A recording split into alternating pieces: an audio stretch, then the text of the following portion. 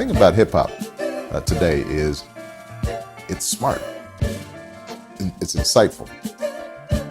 The way that they can communicate a complex message in a very short space is remarkable. And a lot of these kids, they're not going to be reading the New York Times. That's not how they're getting their information. My hip hop will rock and shock the nation. Hip hop culture is more than music. Peace to you and speak the truth. Show 'em what peace can do when there is for you. My hip hop will rock and shock the nation. Rap is something you do. Hip hop is something you live. So hip hop didn't invent anything, but hip hop reinvented everything. This is Baby Girl Faces, and this episode is brought to you by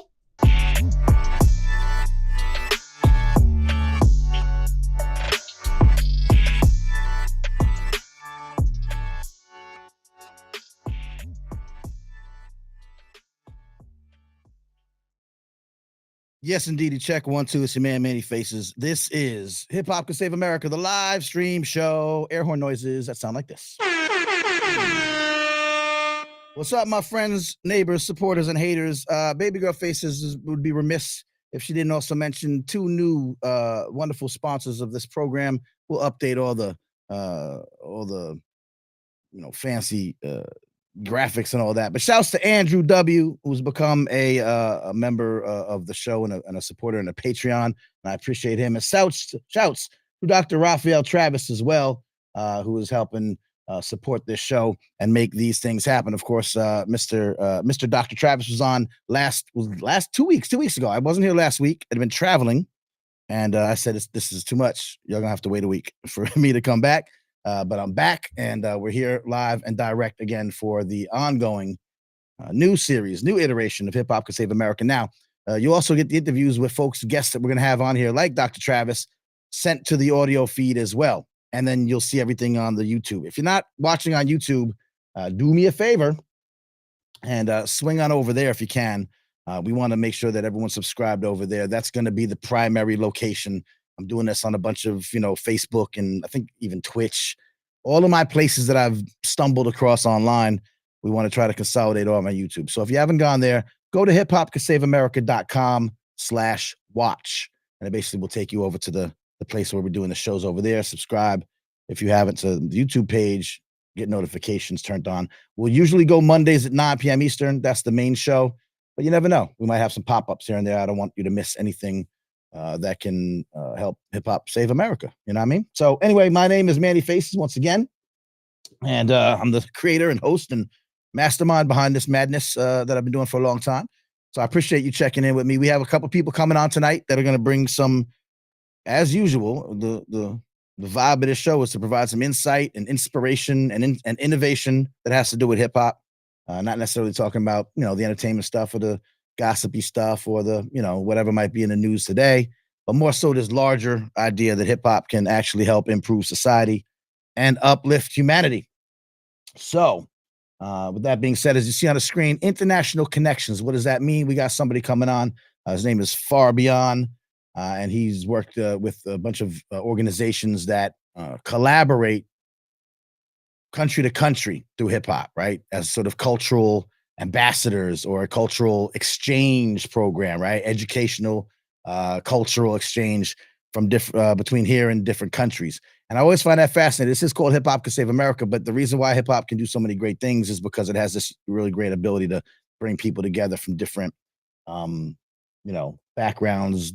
Obviously, it's the one, I don't know if there's a bigger culture that's actually crossed as many borders as hip hop has done. Checking out the chat. What's up? If you're in the chat, say what's good. I see Rap in the chat. Shouts again to Dr. Raphael Travis. I'm trying a new system today, by the way. If you tuned in for the last few things, if you post a comment, it's supposed to appear here on the screen so that everyone can see it. Anyone want to test that out by sending me a comment? That'd be great. This is a different kind of back-end system. I should be hopefully I'm a little clearer and sharper than I had been because, all these wonderful lights, we got to make sure it's looking right. But shouts to, again, our new sponsors, Andrew W. and Dr. Raphael Travis. So we're also going to go, hey, what up, Boomsy? Appreciate you. Oh, look, it appears right there. That's so cool. Look at that. Look how fancy we are. I love it. My man, Mamelo, Silent Night was going to join us for the initial part of the show. And I don't know where he's at, but we'll just keep going with it. What we like to do is we like to talk about some hip hop news that isn't about dumb-ish. And so I'll give you an example of it in a video form, and then we'll go over and talk about a couple of stories that I've recently come across, because I curate stories about hip hop greatness, innovation, inspiration, things you won't find on your hip hop blogs. You won't really find people talking about cool stuff that's being done in either classrooms or mental health facilities, or some good stories that you might not hear. So that's what I specialize in. My daughter, shouts to Kitara, I met out here in Atlanta. She went and saw The Wiz. The musical has been what do you call it? Like, when they bring something back, they redo it, whatever you want to say. The Wiz, y'all remember, of course, The Wiz, the movie, Diana Ross, Michael Jackson, all the greats back there. The black version of The Wizard of Oz is now being brought back as a musical. It's on a tour around the country. Revival. Thank you, Andrew. Thank you, Andrew W. Like I said, super sponsor right there. Appreciate you, bro. And that's going to be happening around the country, and then they're going to settle down for a spot in Broadway. The reason why this is hip hop related is because it has a couple of people that you might have heard of that are helping make it happen. This is an example of some hip hop news that isn't about dumb-ish. Check it out. Back on down the road, because The Wiz is back. I'm Manny Faces, and this is hip hop news that isn't about dumb shit. Academy, Grammy, and Emmy Award-winning artist Common and Grammy-nominated MC Lyte have joined the co-producing team behind the 2024 revival of The Wiz. The original adaptation of The Wizard of Oz was made famously funky with a cast of black superstars, including Diana Ross, Nipsey Russell, and of course, Michael Jackson. The production was updated for TV as The Wiz Live in 2015 and starred Shanice Shante as Dorothy, Queen Latifah as The Wiz, and other luminaries like David Alan Grier and Neo. Common also showed up as the bouncer to Emerald City, and now he and MC Lyte have joined as part of the revival's production team. The revival kicks off on September 23rd, 2023 in Baltimore, and it'll tour the U.S. before settling in for a run on New York's Broadway. Manny Faces. You sick for this one. So yeah, that's what's happening. It was just here in Atlanta. I'm in Atlanta, as you might or might not know. I'm in the Atlanta area. They just popped around here. I don't know where they're going next, but look them up. And of course, they will be settling down back in New York City on Broadway. Now, my daughter did actually tell me she was quite impressed with the show. She also does some work in the entertainment industry, does a lot of fashion design, does a lot of creative consulting, wardrobe stuff. She did a couple of Big Crits videos. She's in the industry, and she would know a little something about whether, this is coming correct or not. So The Wiz, check it out. I think it'll be quite entertaining. Shouts to Yo Reese in the building. I like it. And I like that everyone's kind of, filtering to YouTube if you can. Like I say, we're trying to bring everybody over. It's not, it's not important. You don't have to be there. I'm going to do this for a little while just to kind of build it up. But hopefully hiphopcansaveamerica.com/watch. And so while we wait again, we got a guest coming up tonight, and we're going to talk about hip hop conferences. The reason why you didn't see me last week, I attended a great hip hop. Well, I co-chaired a hip hop conference out in LA called the Global Conference on Hip Hop Education. I want to give a little rundown about that and why educational conferences about hip hop are important for educators, but they're also important for hip hop heads and practitioners to be at. Sometimes we don't think that we need to be in those spaces because hip hop is like, we don't need to be in the schools and the institutionals and the, ivory towers and all that. I say that we should be in those spaces. And so I want to encourage folks that are, either hip hop practitioners or fans that are, really about the advancement of the culture, right? You really want to be for the culture. I think that some of these hip hop conferences are places to be. And then I'm going to talk a little about, as you might have seen from the picture, like the promo. How do I let y'all see it? I don't know.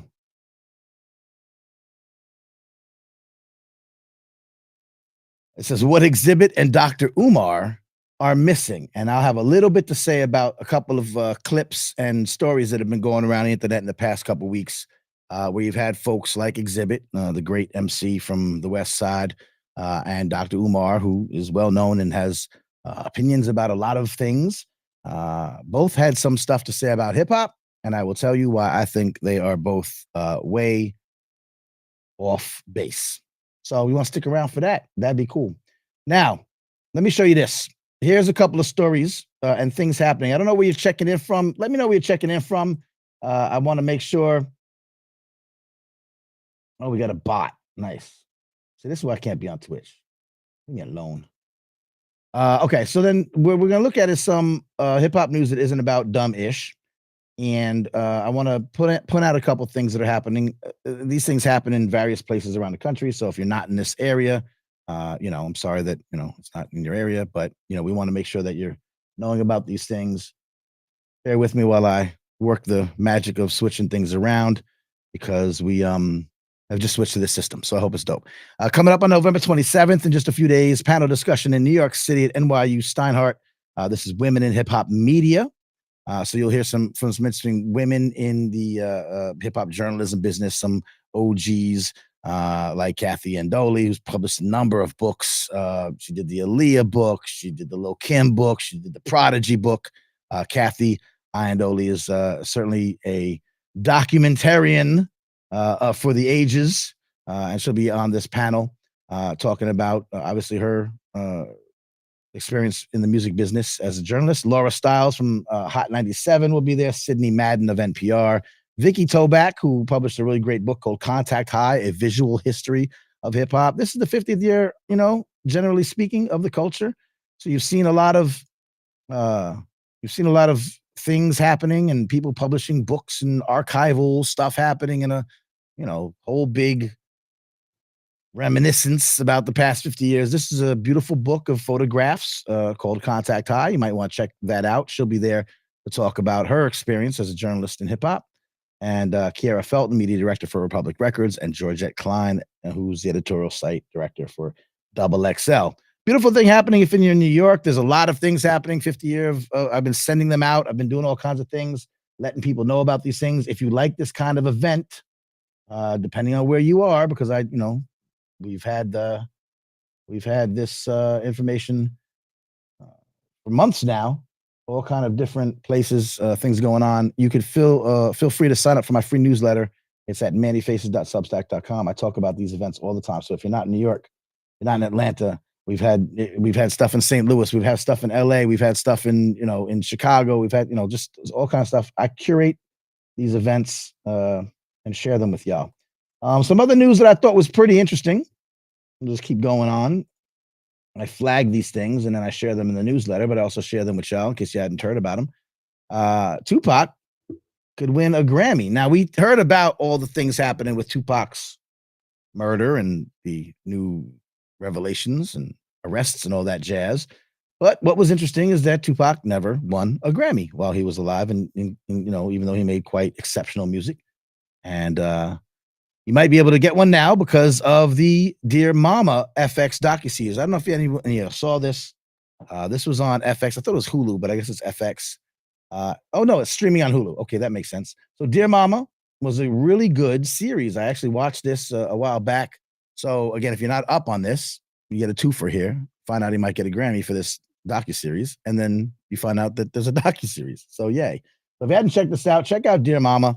It's, I love that this year we're getting a lot of documentaries and films and, through Mass Appeal or Showtime or, FX and Hulu that are really putting together like quality artistic looks at hip hop. What we got for the past bunch of years was the Who Killed Tupac and Biggie, right? The drama stuff, right? And then you get TV shows like Love and Hip Hop, and you get some small documentaries here and there that you have to kind of either look for or maybe not put together with the big resources that these big places have. Now we're starting to see some really quality documentaries, storytelling that make that put hip hop in the right light. Oh, we're going to talk about this later on when we talk about Xzibit and Dr. Umar. But they're putting hip hop in the right light, and it just turns out that Tupac could win a Grammy for this as this pretty exceptional. I thought it was pretty well done documentary series. Is up for a Grammy. So there you go. We talk about the Grammys all the time. That was a big conversation all over the place. Obviously, the Grammy nominations came up. We could talk about that stuff here. Don't get me wrong. I just don't, usually give too much credence to what the Grammys do or don't do every year. So, those conversations could be had elsewhere. I mean, it'll be interesting to see. There's a couple interesting nominees in the rap category. We'll see what happens. Was it Travis Scott, Killer Mike? We'll see. Any of those could win and I guess be fair. I don't know if you saw this. This was really dope. I don't know how old we are here in the audience. I don't know where we're checking in from. But I wanted you to see this. I hope you saw this. If not, it's a really interesting story on a DOC. If you know your hip hop history, DOC was a rapper out of the West Coast, out of LA, under Dr. Dre and them, NWA and them. He's basically the unofficial, or actually, I don't know if he was officially, basically was a member of NWA. I have his records here, man. One of my favorite rappers back in the days. We were in New York, so everybody sucked, you know what I mean? But when they started making noise in LA, the DOC quickly shot to the top of myself and a lot of other folks' playlists or record collections.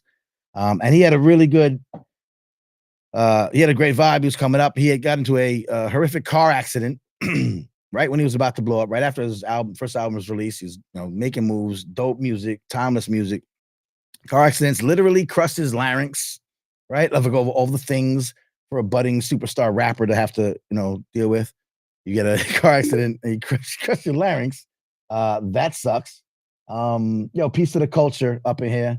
I appreciate y'all. Check out their wonderful show, Jersey in the House, of course. We got Silent Night on the check-in in a few. He's out in Jersey, of course, and I lived in Newark, so Brick City was dope. CBS this morning had a segment on the DOC. Again, check out the newsletter if you don't know these clips. You get them all. I'm telling you them like in rapid fire. I will put them all together and send them out in a newsletter that's free. You can get that, and but if you want to look at it, it's a really interesting story. He's now made a comeback over the decades, got his voice back a little bit, just dropped a verse last year, which was probably like the first verse you heard him on in decades. Really gravelly, rough voice. It's still not like there, but that actually adds sort of a wild, sound to it.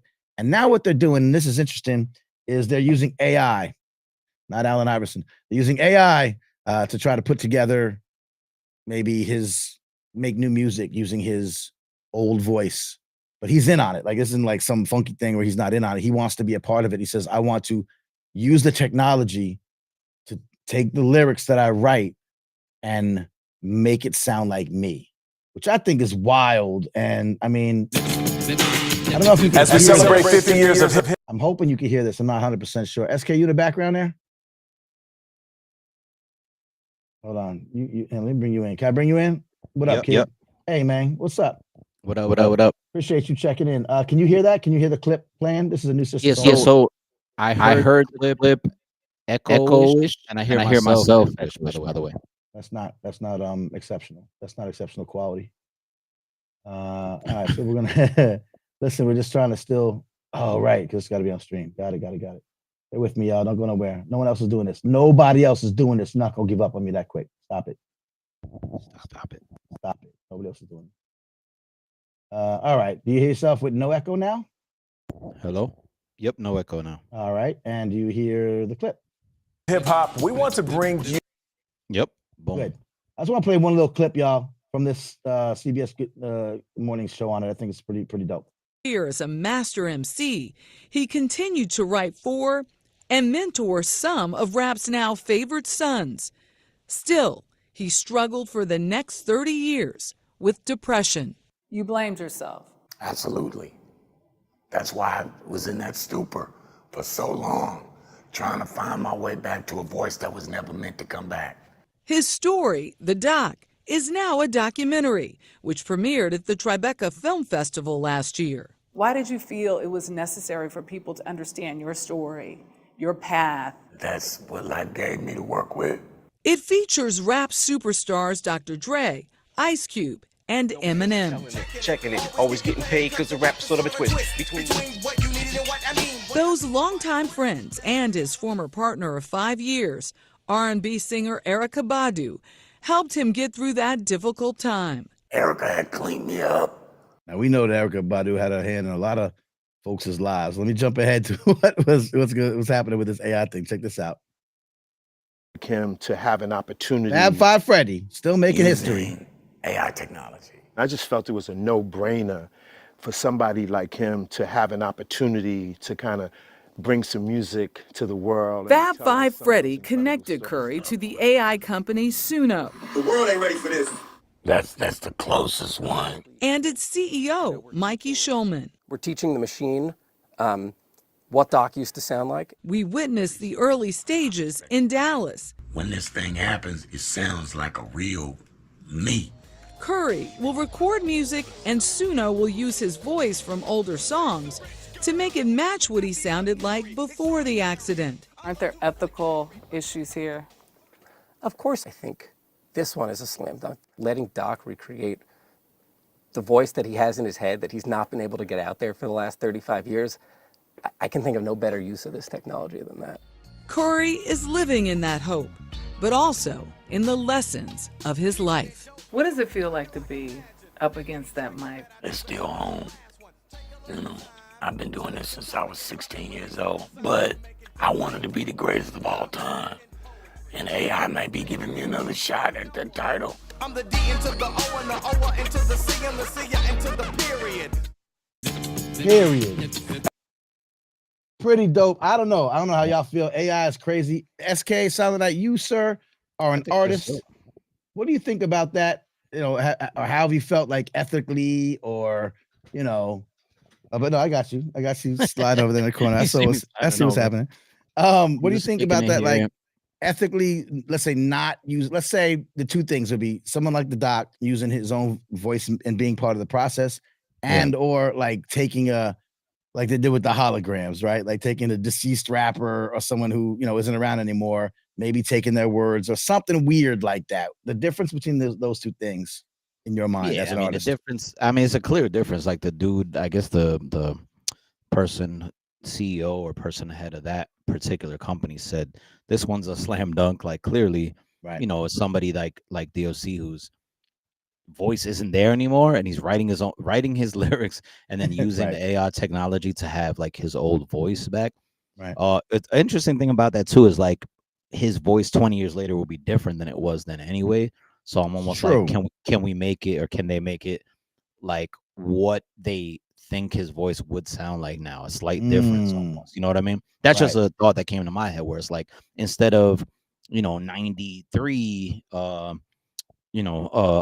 it's like 2023 DOC, like, and you know, stuff like that. But in general, I think that's amazing, because especially if he feels like that's a good thing to be able to have his own work recorded like that. Somebody mentioned, I think in the past, or I'm thinking of DMC as somebody else like that too, with his voice issues, you know what I mean? Oh, interesting. He might want to do something like that along those lines. Yeah, that is interesting. Yeah. But see that. Yeah, that, you know, that to me is way less like blurred lines kind of thing. Got you. Yeah. Well, it's interesting to see. And like I said, I always love DLC. The Formula is one of my top 5 songs of all time, I think.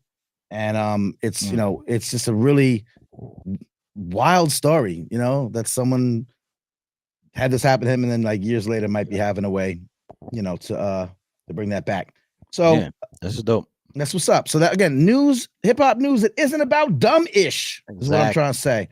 And of course, I just want to say real quick, this story was interesting to me, and then we'll probably switch it up a little bit. Don't forget, a little bit later, we're talking to in a couple minutes, we're talking to our good friend Farbeon about international, cultural, educational, and artistic collaborations between us here in the United States and hip hop folk from across the world, which I think is just a wonderful thing that needs to be talked about more, which is why we're having him on. And also in a little bit after that, we're going to talk about recent comments by folks like Xzibit and Dr. Umar, who had some things to say, as many people do, about the current state of hip hop. And I'm going to tell you why I think they're way off base. So that's going to be fun and controversial. Stick around for that. One more story for the day. If I can get this thing back. I lost it. I will show you this thing. It is an example of, like I said, hip hop news that isn't about dumb-ish. I probably didn't have it. I probably took it off. Recently, the Georgia State University had a class. I did a thing about it. That was a law class, and Professor Moraima Ivory out here in Atlanta, Georgia State, would put up a she makes classes from artists and their legal, the way they make their legal business dealings and such. So, for example, Rick Ross was the latest in her lineup. She had done one with Ludacris and what's her name, Candy Burris and Steve Harvey, I think. Basically tailoring a law class, an entertainment law class, following the business careers of some, pretty successful people. And it was a wonderful class. I thought it was really interesting concept. And just recently, Rick Ross actually came to the class and at the end of the semester or what have you, and spoke and shared some of that knowledge with college students. I think this is a wonderful way, as you guys probably know. I'm always looking for ways to intersect hip hop with different areas. And one way to get people more engaged and more in tune is to bring their interest into the classrooms and not make people leave their interests at the door. And so Morama Ivory and Georgia State understood the assignment. And I thought it was pretty dope that he then showed up and hung out with the class and did all the good things. So I would imagine this is definitely a class that these students are going to remember. And it will increase enrollment, which is what these colleges always ask for. So shouts to her for just doing something super creative and having the risks and, taking the risk in the college for supporting her, for saying, listen, I want to do a law class and I'm going to talk about, some artists and stuff. So anyway, we have more. There's way more stories I have. Basically, I filled the first part of the show up with this hip hop news that isn't about dumb-ish. And like I say, for you to get this kind of stuff, it's easy. All you have to do is subscribe for the free newsletter, mannyfaces.substack.com. I guess I'll put it in the thing. Shouts to, once again, Dialectics MC. I'll be drinking when I do these shows, bro. Don't get mad at me. But shouts to you. I'm glad you're in. And I see you following us around in the potosphere. So I really appreciate the love for that. One day I'll have a co-host again that can, not a co-host, sorry, SK, not to not to call you out. What are you saying, man? I'm saying someone that can type stuff in the chat when I'm talking. Yeah. True. I'm working on it. So anyway, so I appreciate y'all. So anyway, that's this hip hop news that isn't about dumb-ish. And I'll give you one more, and then we'll get to our wonderful guest who's going to tell us a bunch of really cool things about the work he does, bridging the gap internationally. Shouts to my good friend. Hey, this is the season to give gifts. I don't know what denomination you might be, whether you're Christian, and celebrate Christmas, or Jewish or celebrate Hanukkah, or the other gift giving. Maybe you're a tree nymph, and I think you leave presents out in the harvest moon. Right. I don't know, but I got a great gift you can get, and it's friends of mine, so I always like to shout them out, and we'll let you see it, and then we'll keep it moving. Hip hop party card game ain't for kids, and it ain't trivia. In fact, it's disrespectful. Because your favorite rapper is trash. I'm Manny Faces, and this is hip hop news that isn't about dumb shit. University of Dope is a black and woman-owned operation founded by two college friends, and from its humble beginnings, now sits on the shelves of one of the nation's largest retailers. Instead of right or wrong answers, this game inspires debates and conversations about hip hop that'll engage, delight, and enrage true fans of the music and culture. But it's all in good fun, as co-founder A.V. Perkins told me. When you're with your family, you're not holding there's no holds bars, right? So you're really just giving it Jay-Z and Etha and, all of that stuff. So you kind of we wanted people to have that same feeling, the nostalgia, the fun, the reminiscence of it all. So pick up University of Dope online or at Target and peep my whole interview with A.V. Perkins on YouTube. Yes, indeedy. I wrote graffiti on the bus. It's a good, fun time. Me too. You ever play that game? I still got to get my own copy of it. So much fun. Have a good time. All right, listen, I appreciate everyone checking in on the chat. Once again, thanks to our newest patrons over there on patreon.com/mannyfaces, the great Dr. Raphael Travis, and the great Andrew Wang. Andrew is a supporter. We're going to talk about the Yonkers presentation that we had at the added on to the Global Conference on Hip Hop Education. There's so many things to talk about. Oh my God. So if you're not on YouTube, I see some Facebookers on there. I see some Twitchers on there. I want everyone to know I'm doing this, but if you can, come on over to YouTube.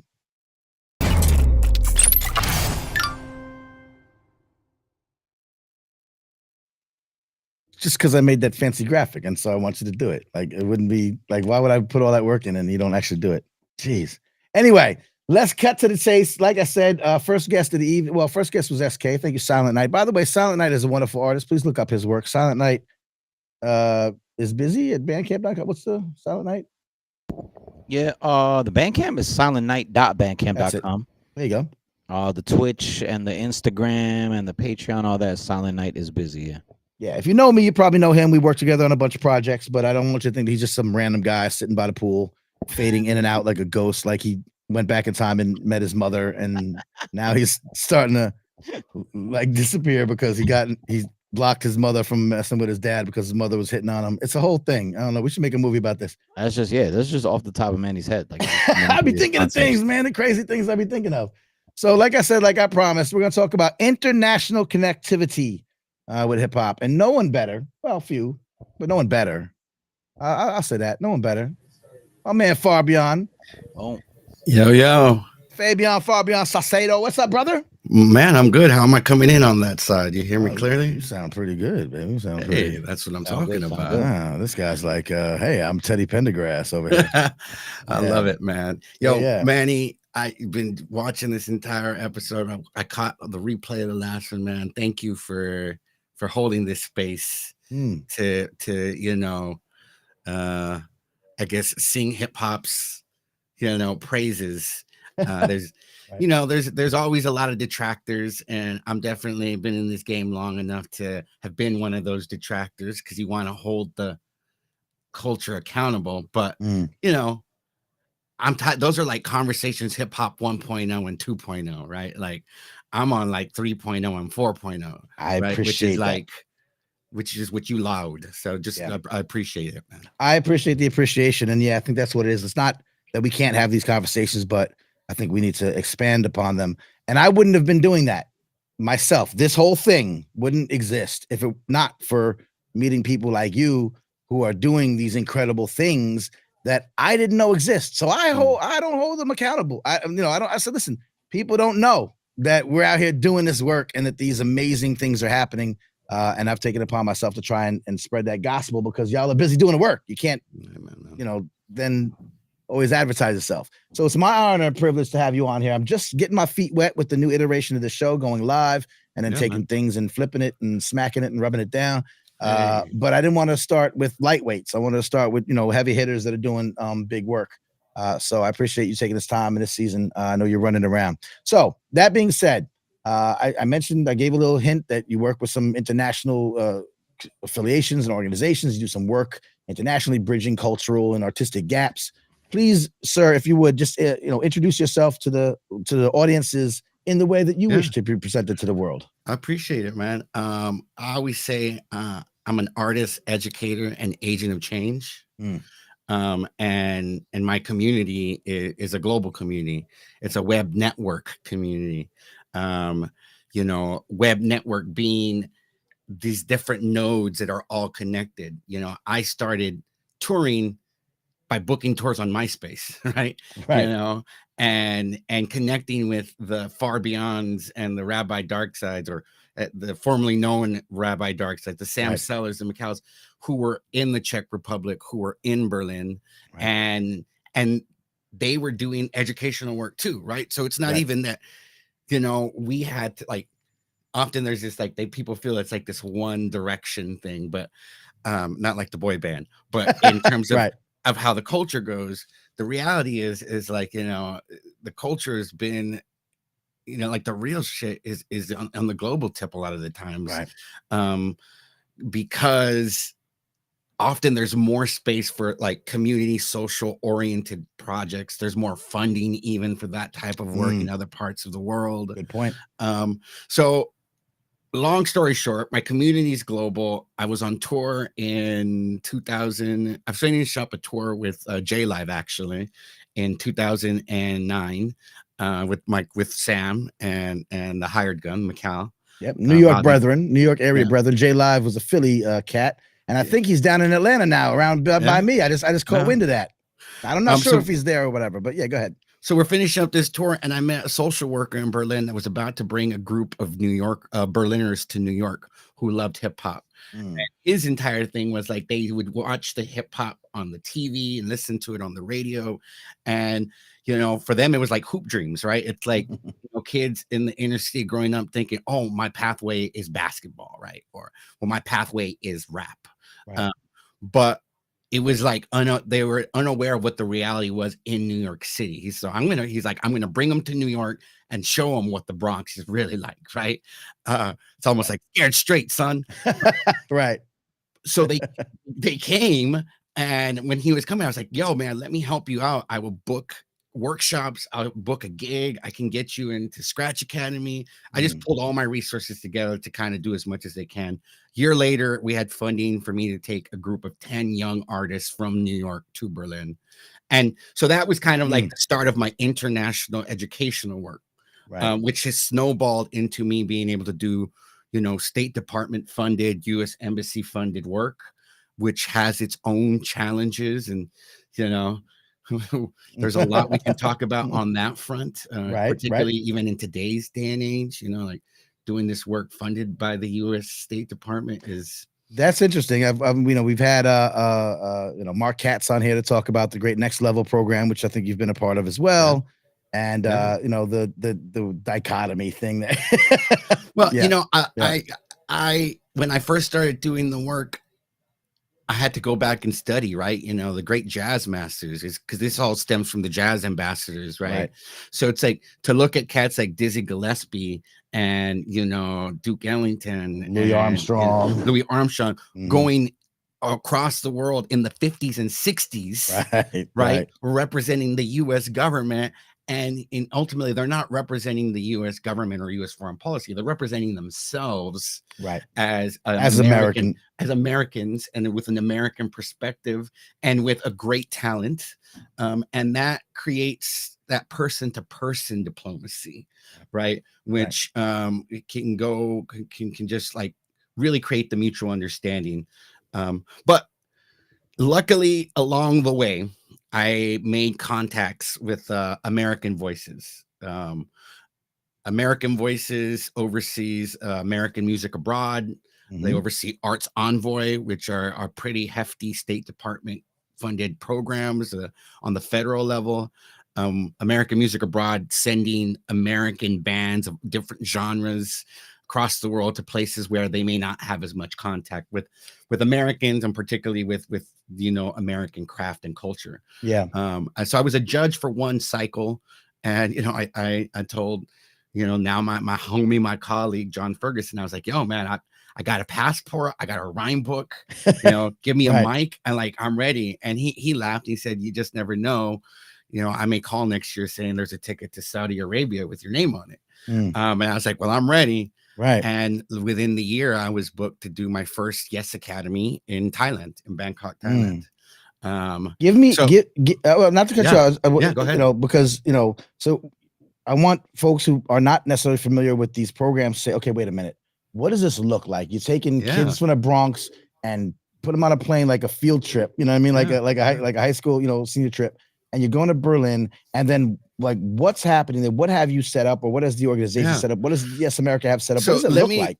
So let me do because it's twofold. The Bronx Berlin Connection is something that my organization, the Hip Hop Re-Education Project, is a lead partner here on the New York end.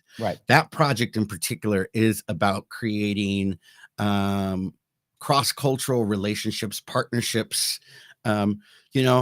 When you realize not only you're not alone, but that someone in the other part of the world has the same concerns, issues, desires, dreams as you do, then you realize, yo, I'm really not alone, right? And we do it through the craft. We do it the hip hop, man. We do it through songwriting, through dance. So the Bronx Berlin Connection in particular, like we just in October took 9 young artists to Berlin. While we were there, they wrote and recorded 20 plus songs together, right? Like, dude, it was wild. And then this past week 18 Germans came to New York and they weren't here, and they rocked at the school that we're running music production classes at. You know, they rocked at Fordham University with Dr. Mark Nason. We just had our culminating show at La Mama last night. So that program in particular is about, I always say, whether they make another song or not, I don't care, but they'll develop the confidence, they'll develop kind of like the ingenuity that hip hop brings to an individual. They'll develop the self-actualization so that they can apply it to whatever their passion is. Right. As we always say, like, hip hop teaches you a lot of life skills. You don't have to be, I always say, every wannabe, rap star that, didn't make it, but is a better public speaker, is a better communicator. Yeah. So these things, So that's the Bronx Berlin connection. American Voices and the Yes Academy in particular.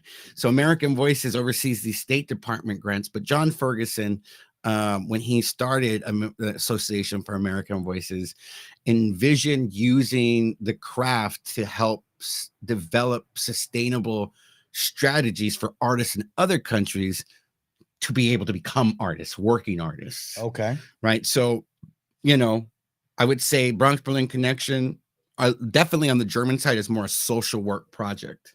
Okay. Yes Academy, we don't claim to say it's a social work project, right? But we're about to do one in Liberia. I'll tell you more about that. But when you think about Liberian buying power is 5 million people in the country. There's no infrastructure, let alone a music industry infrastructure. So a lot of these artists are like, how do we make it? I don't claim to go in there and say I know how to make it, because Lord knows I haven't made it. Right. But we are the impetus to bring together 30, in this case, 36 like young professional, pre-professional working artists in Liberia, for us to get together for 10 days to upskill in the areas of songwriting, music production, engineering, to upskill in the areas of business, branding, cultural entrepreneurship. Right. And this program in particular, I had the extreme honor and pleasure of doing an American Music Abroad virtual residency with artists in Monrovia last year, and then went to Monrovia in December to release a 5-song EP that we developed together. So I've been working on bringing this project together. The goal for this project will be for us to create radio ready music that speaks to like the unity of the Liberian people. Like, Manny, I don't know if I'm going to go and the program start. I'm supposed to leave on Monday. And the reason I don't know if I'm going to go yet is because they just had a runoff election on Tuesday. And they were waiting to see how the situation was going to play out. Right. Like, it's like these situations can be tenuous. These sometimes, as we talked about Next Level, and these are sometimes conflict regions. There's things going on in these areas. It's not easy, but the payoff is huge. So, for Yes Academy's sake, I would say it is pre-professional.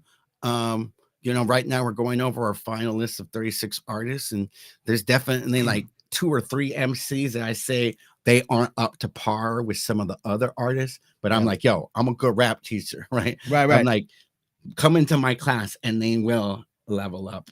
And in the end, I think the goal really is like when we leave that they're connected. Like, because everyone's kind of working in their own individual lanes. They may not really know each other. Whereas like after this 10-day experience, one, they're going to have anywhere from 4 to 8 songs written, recorded, ready to release on the radio, right? Together. But also when we leave, it's like they now have new musical collaborators that they can build with.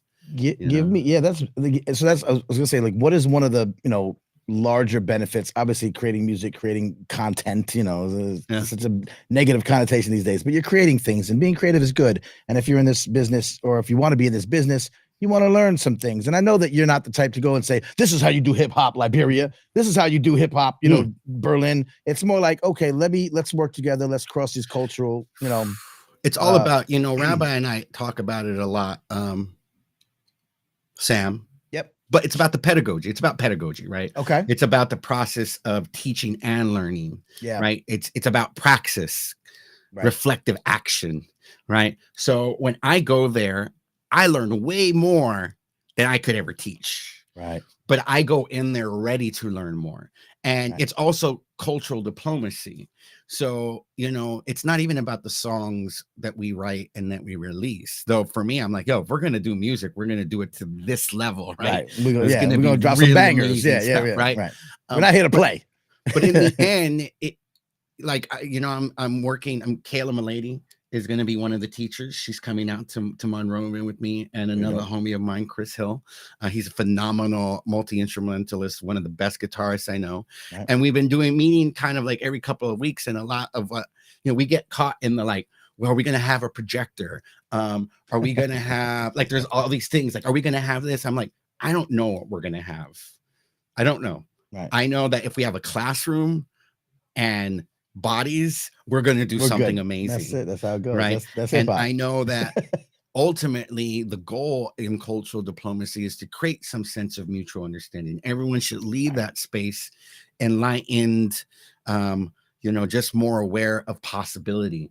Like there's so much possibility out there.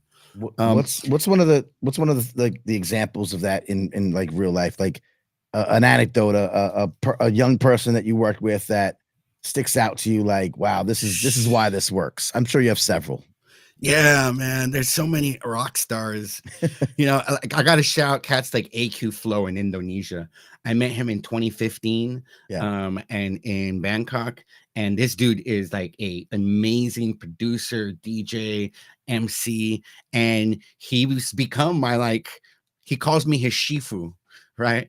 You know, which is like his teacher, his like, you know, but really he's my shifu, right? Like when I did the program the second year, we did it in Jakarta in 2016, which is Indonesia. I was like, yo, you're my teaching assistant.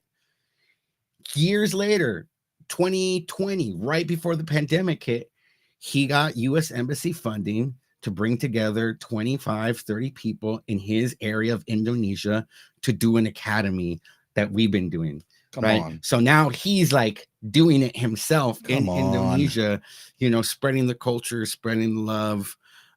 You know, that's just wild. You know, just like cats who like they're rappers, or let's say like they're beatboxers, and now they work at the radio station and they're an audio engineer, or they're doing live audio. Like they start finding ways to make careers out of it. And it's not, you know, a lot of it is like they see in an artist like myself who's not in the industry in that way, but has created some type of sustainability with the love of hip hop, with creation. They're like, hey, I could do that. Right. I mean, we say that all the time, even about, you know, people in America, like kids, like you could be a hip hop head. You can get so many jobs working in the studios. You get in the ancillary marketing, and you know, you could be an artist, a teaching artist. You know, shouts to Silent Night, still, you know, lurking in the background, who obviously works with me in journal. We have hip hop artists that are journalists. Yeah. Like not just like, oh, hip hop is the CNN of the, you know, is of the streets, but actually we have awards. Journalism awards for a podcast with rappers in it that are basically translating the news into a way that's, you know, compelling and visceral. And you don't have to be a star to be rapping and having a great life and or touring the world as independent artists now. You know, can I share something? Can you allow me screen privilege? Absolutely. So let's go. I want to just share, like, I've got two pieces of media. I'm going to show one. If you want to watch the second, it's probably the most proud I am of a piece of artistic work. But I want to share something that I pulled together that include, I'm a photographer too, right? So on these projects, it's my work as a photographer, I feel is as a documentarian, more so than like, I take some dope photos, but in a collection of photos, it's about the story that it tells. So I pulled this together for a panel that I did with Mark Katz, McCallum Lee, and Tony Blackman on cultural diplomacy for the Trinity International Hip Hop Festival. I used my photos, some video, I made the beat, and I wrote the lyrics. And I don't call it a song so much as I call it like a lyrical meditation. I think it's something like it's bliss consciousness, and it's like a meditation on bliss, hip hop, and cultural diplomacy, right? And it's like You know, just to give you like a preview, because you may not hear the lyrics. It's like bliss consciousness, center of the cipher, great expansion, open mind, all in one and all, pass the mic. In the moment of the movement, remain calm, superior. Bliss consciousness, center of the cipher, great expansion, open mind, all in one and all. We remain interconnected, rock the rhythm, no defenses. Bliss consciousness, center of the cipher, great expansion, open mind, all in one and all. Cross borders, we've transcended as we free all our senses. Bliss consciousness, center of the cipher, great expansion, open mind, all in one and all. Crop circle synergies, we paint on cinder block canvases. Bliss consciousness, center of the cipher, great expansion, open mind, all in one and all. Global linguistic flow, centered truth permeates the universe. Bliss consciousness, center of the cipher, great expansion, open mind, all in one and all. For the culture and its people, share the love and shine the light. Right. So I'm gonna play that. Woo! These are mantras. I can just sort of like switch over if you just show me, pin me up. Yep. I'll play it for you. I see it up now. I see a Earth, and now I see your media player. I love when folks, it's backwards. Oh, you know what? I sent you the link. You can pull it up. Yeah. In the Facebook. All right. Let's see if we can I get wouldn't that know going. how to turn this around. Yeah, it's like flipped. You know what I mean? No, I get it. I just Yeah. because I'm used to the Zoom world, right? Yeah, I guess so. All right, give us a second, folks. We want You know what? those- It's okay that it's backwards. Okay. There's not many lyrics. I mean, there's not many words. Okay. So yeah. I don't hear anything though. Am I supposed? Are we No, supposed yeah, to? I haven't brought the volume. Okay. Right on. Let's go. We know that it says Berlin, Germany. We can read backwards. We're good. We'll fix this. We'll fix this. Fix it in post. We'll fix it in post.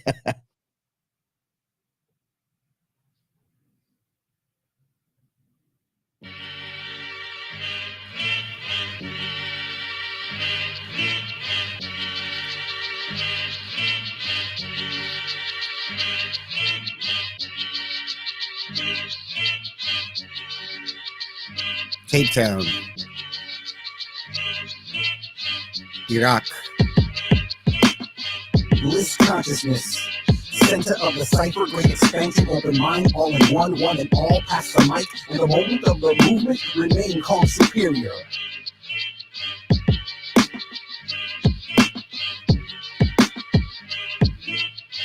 Bliss consciousness, center of the cipher, great expansion, open mind, all in one and all, we remain interconnected, rock the rhythm, no defenses.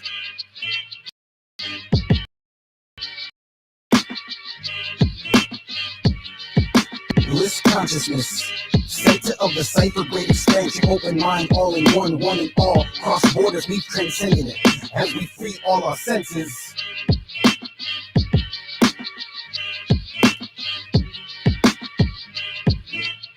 Bliss consciousness, center of the cipher, great expansion, open mind, all in one and all, crop circle synergies, we paint on cinder block canvases.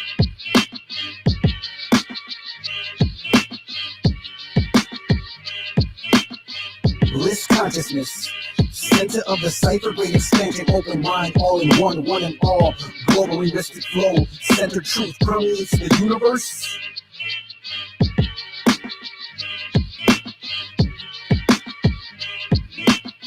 Bliss consciousness, center of the cipher, great expansion, open mind, all in one and all, for the culture and its people, share the love and shine the light.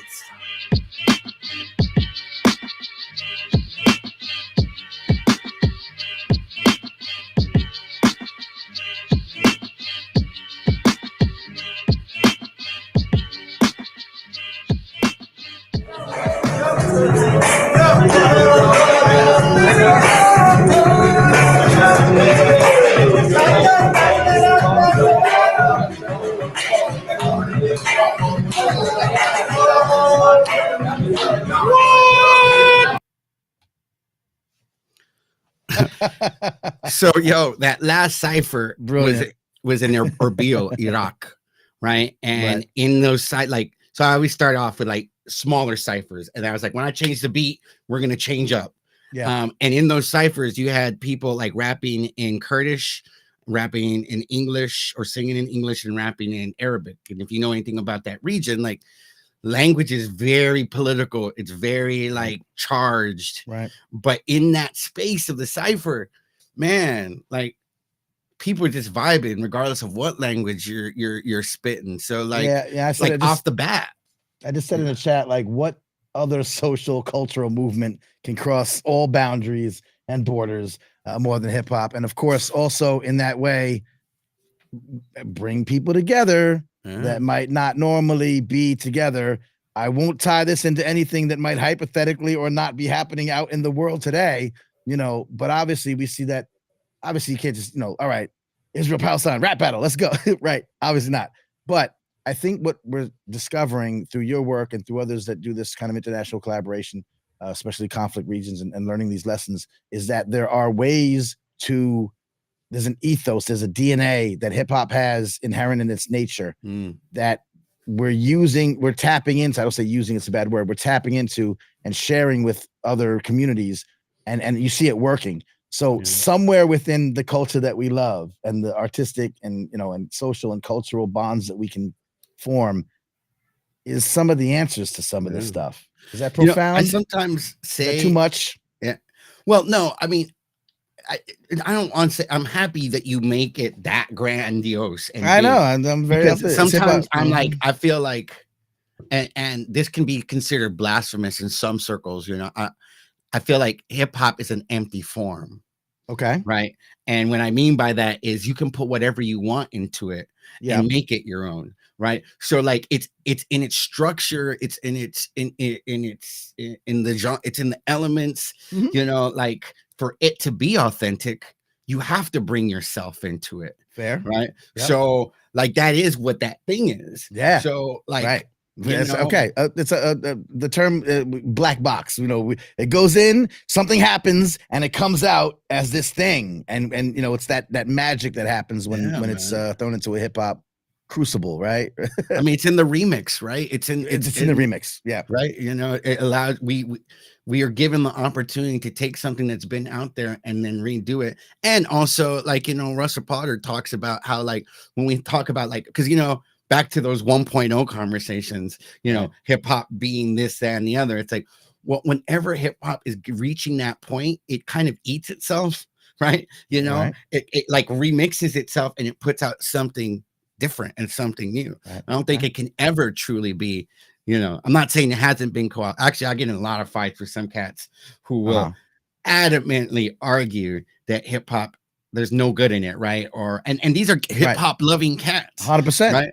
I'm gonna talk about it right after we're done. No, but I'm like, yo, when you rock cypher, like I'm just saying, ciphers from the Lower East Side, you don't even have to, like, for me, it's like, yeah, the global works great, but like being in a high school on the Lower East Side and watching like these young 16 and 17-year-olds like practice their identities in an artistic way, yo, that's truly revolutionary and transformational. Yeah, dope. I'm glad you said that. That's definitely the vibe that I be on sometimes. Again, we can have both of these conversations. We can have all of these conversations. I lost your video. Oh, you're back. I'm back. We can have all these conversations. Certainly, you know, and again, I'm gonna talk about this later on. I want to take up your time. But you know, when we hear of the negativity, we hear of the talk of the low vibrations, we hear the talk of the, you know, all the possible negative connotations of what this music and culture, and by extension, those who participate in it, right? Without doing the talk that we're doing, we do all of that a horrible disservice, you know. So tell me what you got coming up. Tell me what's next on your what next stamps on your passport coming. So what's popping? Like I said, tomorrow we should get the green light that I will be leaving for Liberia on Monday. Amazing. This is what's even more amazing. So I've gone on, you know, easily probably like, you know, 8, 10, 11 of these, 8, 9, 10, 11 of these programs. Yeah. This time I'm not only a faculty member, I'm a program manager. So it's just going to be me and the other 2 faculty members. So I'm arriving 4 days earlier to make sure that like we have classrooms to like kind of like pay some bills, right? Put out any fires before the other two faculty arrive. I was gonna say congratulations for your new position, but that always just means more work. So yeah, it's more work, and it's like it turns your rate. It turns your rate into even less. Right. But at the same point, I've learned so much like on how to like do this work at a certain level, and I'll have a little notch on my belt when I do try to apply for some other opportunities, right? Fair enough. So I'll be there. The program runs from December 3rd to the 12th. We have 36 Liberian artists, singers, beatboxers, musicians, producers, working in 3 different classes. Our goal is to write and record 6 to 7 songs, and we're going to have a final performance on December 12th. Liberia is a phenomenal place. The history is very unique. It was, as a country, was formed by freed slaves who became the ruling class. Right. They literally became the oppressors, implementing like plantation economics. Like it's wild stuff. Yeah. But we'll be there for 10 days, kind of bringing people together around music, and there's not much TV or internet penetration. So our goal is to really have radio ready stuff. Radio is huge there. Like when I was there in December, we did easily like 4 or 5 radio interviews. And I know you in the podcast world and the radio world understand, like, it's a different space to sit there with it in your ears. Yeah. So, I'm blessed and excited to make that trek happen. And I don't know when it's going to be other than amazing.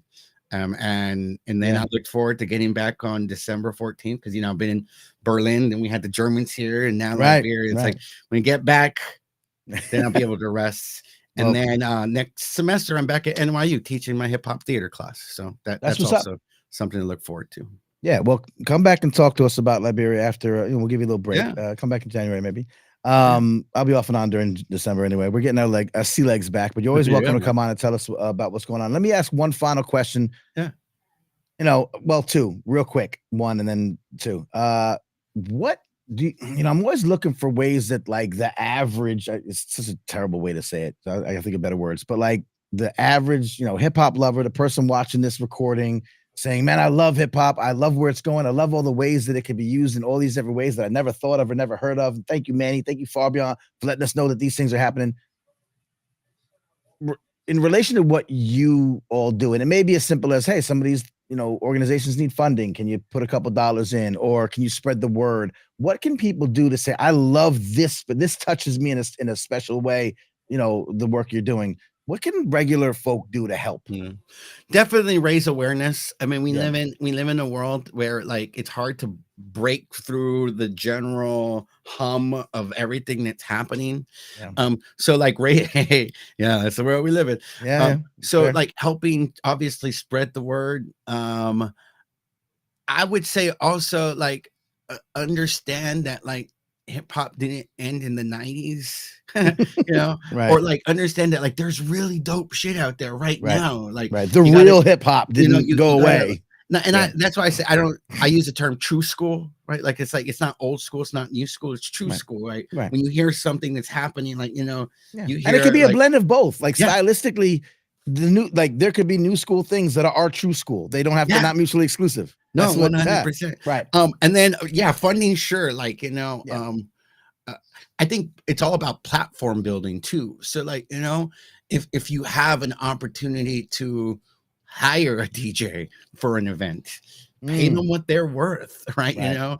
Or like if you have if you work at a school and you're a teacher, do the research to engage the young people. And I always say it's bigger than hip hop in that, like, I've worked with teachers in collaborative settings where I'm the teaching artist. And, perhaps the teacher isn't into hip hop, but they're like into folk music. Right. And then we're able to make this connection between my passion of hip hop and their passion of folk. And then the young people start seeing them through a different light. So it's like, just being open to like, the possibility, and it doesn't take big things, a retweet, a donation, or just changing the way you operate. I like to say that there are folks out there that work in industries that, like you said, that have events every year, and they hire, speakers, or they hire entertainment, and think outside the box a little bit. Hire Manny Faces. I mean, come on. It's very, very possible. You could do that. I do a lot of things. But again, maybe reach out to you and say, hey, listen, how do we, bring this, fascinating work to inspire me? You can be a nonprofit that works with international causes. This is a great way to kind of introduce new ideas. As Dr. Travis said on the last episode when he was on us, and we were talking about teachers and telling teachers and teachers will sometimes be so stuck in the pattern of, okay, so what's the curriculum for the hip hop thing? And we're like, I mean, we could show you some curricula, but it's not about what's the curriculum. It's what's the inspiration for me to develop my own curriculum, for me to take the engagement or the relationships I have with students or my business or my nonprofit or my municipality or my whatever, and say, how can hip hop improve, bring something new, bring something fresh? Because it's this beautiful thing that obviously is enlightening people throughout the world. Why can't we bring it into every possible space? And I think I can. I think we can. Amen to that. Yeah. Very quickly, this show is called Hip Hop Can Save America. Everyone always says, hip hop can also save the world. And I'm like, I know that. This is we're tearing. We have tears here. I'm getting to that. That's the next podcast. Can y'all support this one first by going to patreon.com/Manny Faces. And then when we build this one up, we'll do Hip Hop Can Save the World. I do own the domain. I'm not playing. But tell me why you love the name of this show and why it translates to the world, and hip hop can't save the world. Hip hop can save everything. Why do you figure that I haven't lost my mind being so lofty in the naming of this show and the concepts and the ideas that we have? Culture is a way of being. It's a way of life for a society. Hip hop culture is a remix culture, so it brings so much to the present, right? And it allows anyone to enter. Like, it's multitudinous, right? So hip hop can save America, because ultimately what we're doing is reaffirming culture. We're reaffirming like the social institutions. We're reaffirming the identity pieces, but we're doing it through like new and like innovative ways that like literally have. We're talking, we didn't talk about hip hop 50s. I know you have already, but this is older and newer, right? I just feel like it can, but it already has. It is, right? Right. This is is saving America, right? Yeah. So. All right. Well, I think that your work does an exceptional job of bridging that other idea to this idea that obviously we can. What I like to say is that obviously, as the country that created hip hop for the most part, I know coalescing, bringing together hundreds of years of diasporic, influences. I get it, but still, New York made hip hop.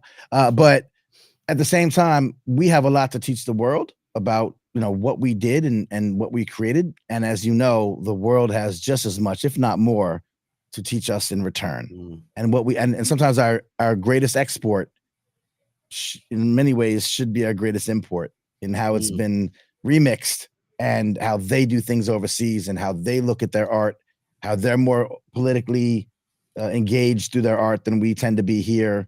Obviously, it exists, but it's more part of their identity as artists in a lot of these countries. And we have a lot to learn, and with programs like yours, that helps that stay alive. So I appreciate your work very, very much. Thank you, brother. I appreciate you too. Thank you for having me, man. Yeah, man. I'm a talker, so never be ashamed to don't be afraid to reach out.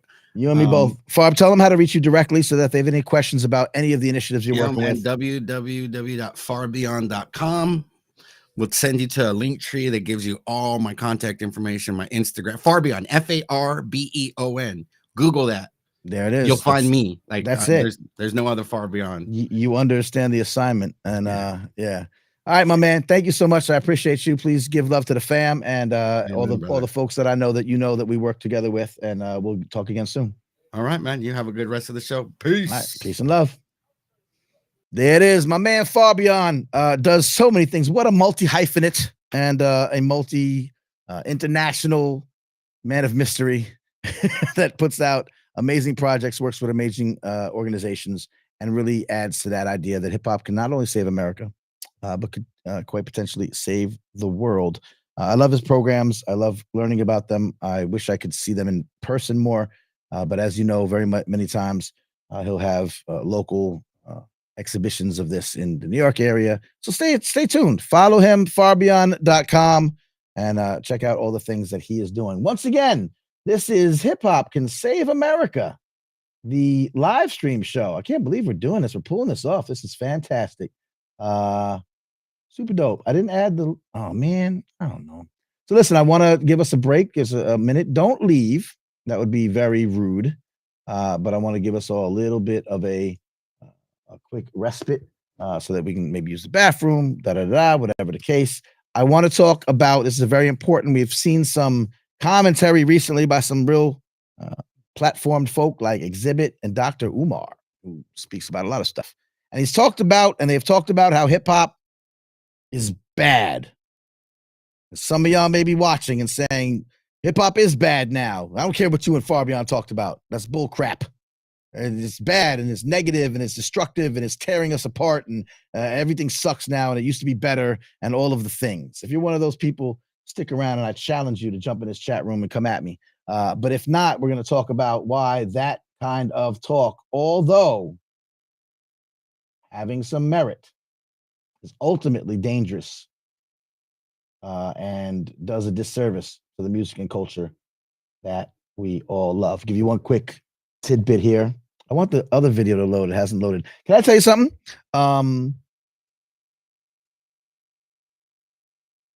This is a humble brag. Latest edition of the Atlanta Journal-Constitution. This will tie into what I'm talking about later. This was Thursday's edition. If you were to open up the opinion page, you would see me in an article, an opinion, an op-ed that I wrote that the Atlanta Journal-Constitution was kind enough to see merit in and publish. You go to ajc.com, go to their opinion section. You can read it. I'll probably do a video on it. And what I say in there is we need better ways to tap into hip hop's value and power. And the other headline was America continues to underestimate the power and value of hip hop. I give you examples of this every single time you see my face or hear my voice. Just like we talked with Farbeon tonight, that there are programs that are bridging cultural international gaps, going into conflict regions, cultural diplomacy. These aren't words you would expect to hear from hip hop. Cultural diplomacy, conflict resolution and redirection, right? Bringing kids from Germany to the Bronx to study hip hop and vice versa. This isn't stuff you hear about. And so what I'm trying to tell you, and this is where we're going to lead, come right back after this quick break. Now, you don't have to go anywhere. I made it entertaining so you can still watch the screen and go nowhere and just smile and be like, this guy crazy. So do that if you want. I will be right back. Less than 2 minutes, less than 3 minutes. Stick around, and I'll talk to you why Xzibit and Dr. Umar maybe need to shut the... I'm running back to you.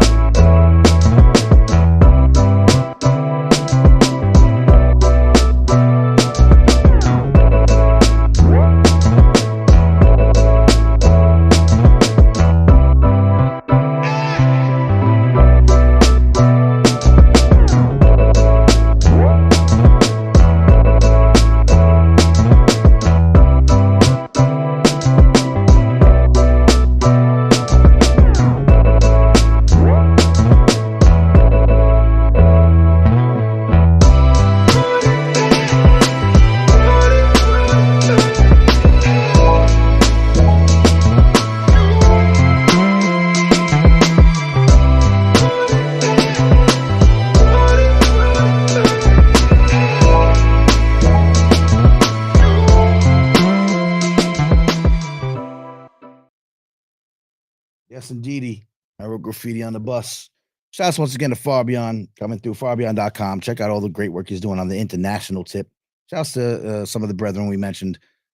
Sam Sellers, formerly known as Rabbi Darkside, Mikal Amin. Mikal, who I've had on the show a number of times, was one of the first people I talked to that was like, yeah, I've been all over the world as a teaching artist doing hip hop. As an artist, I've been performing in the Czech Republic. I've been to Zimbabwe. I've been to France. I've been doing all these things. And I'm like, yo, bro, you serious? Like, it made me realize that this exists and it's a big, powerful force throughout the world. Then I started talking about the work that they've done locally and learning more about this kind of stuff. And this is where we're going to go tonight. Once again, we're here every Monday live. If you like the audio version, you'll get the interview part spit on the audio feed for Hip Hop Can Save America. You can go to hiphopcansaveamerica.com and just, or wherever you get podcasts, and hear the interviews. I think I'll be starting to take the entire episode audio feed and dropping it to Patreon. So once again, I'm going to have another thing where I'm going to replay my sponsors on Patreon. You know who you are. Thank you to my newest sponsors, Andrew W. Thank you to Dr. Raphael Travis. Thank you to Steffi. Thank you to Brianna. Thank you to Jesse. Thank you to Nick. Thank you to SK. Thank you to Toast. And thank you to Squish One, who I don't think is there anymore, but he supported me for so long, I'm going to say his name forever. There are new tiers on the Patreon, which means that you can be part of this show, and I want to kind of invite you on the show and sit in on the first part where we talk about dope stories, hip-hop news that isn't about dumb-ish. So if you're at like a $10 a month level, you can come in once a month and come kick it with me, or maybe once, and then $25 is once a month. So anyway, some ways you can get involved.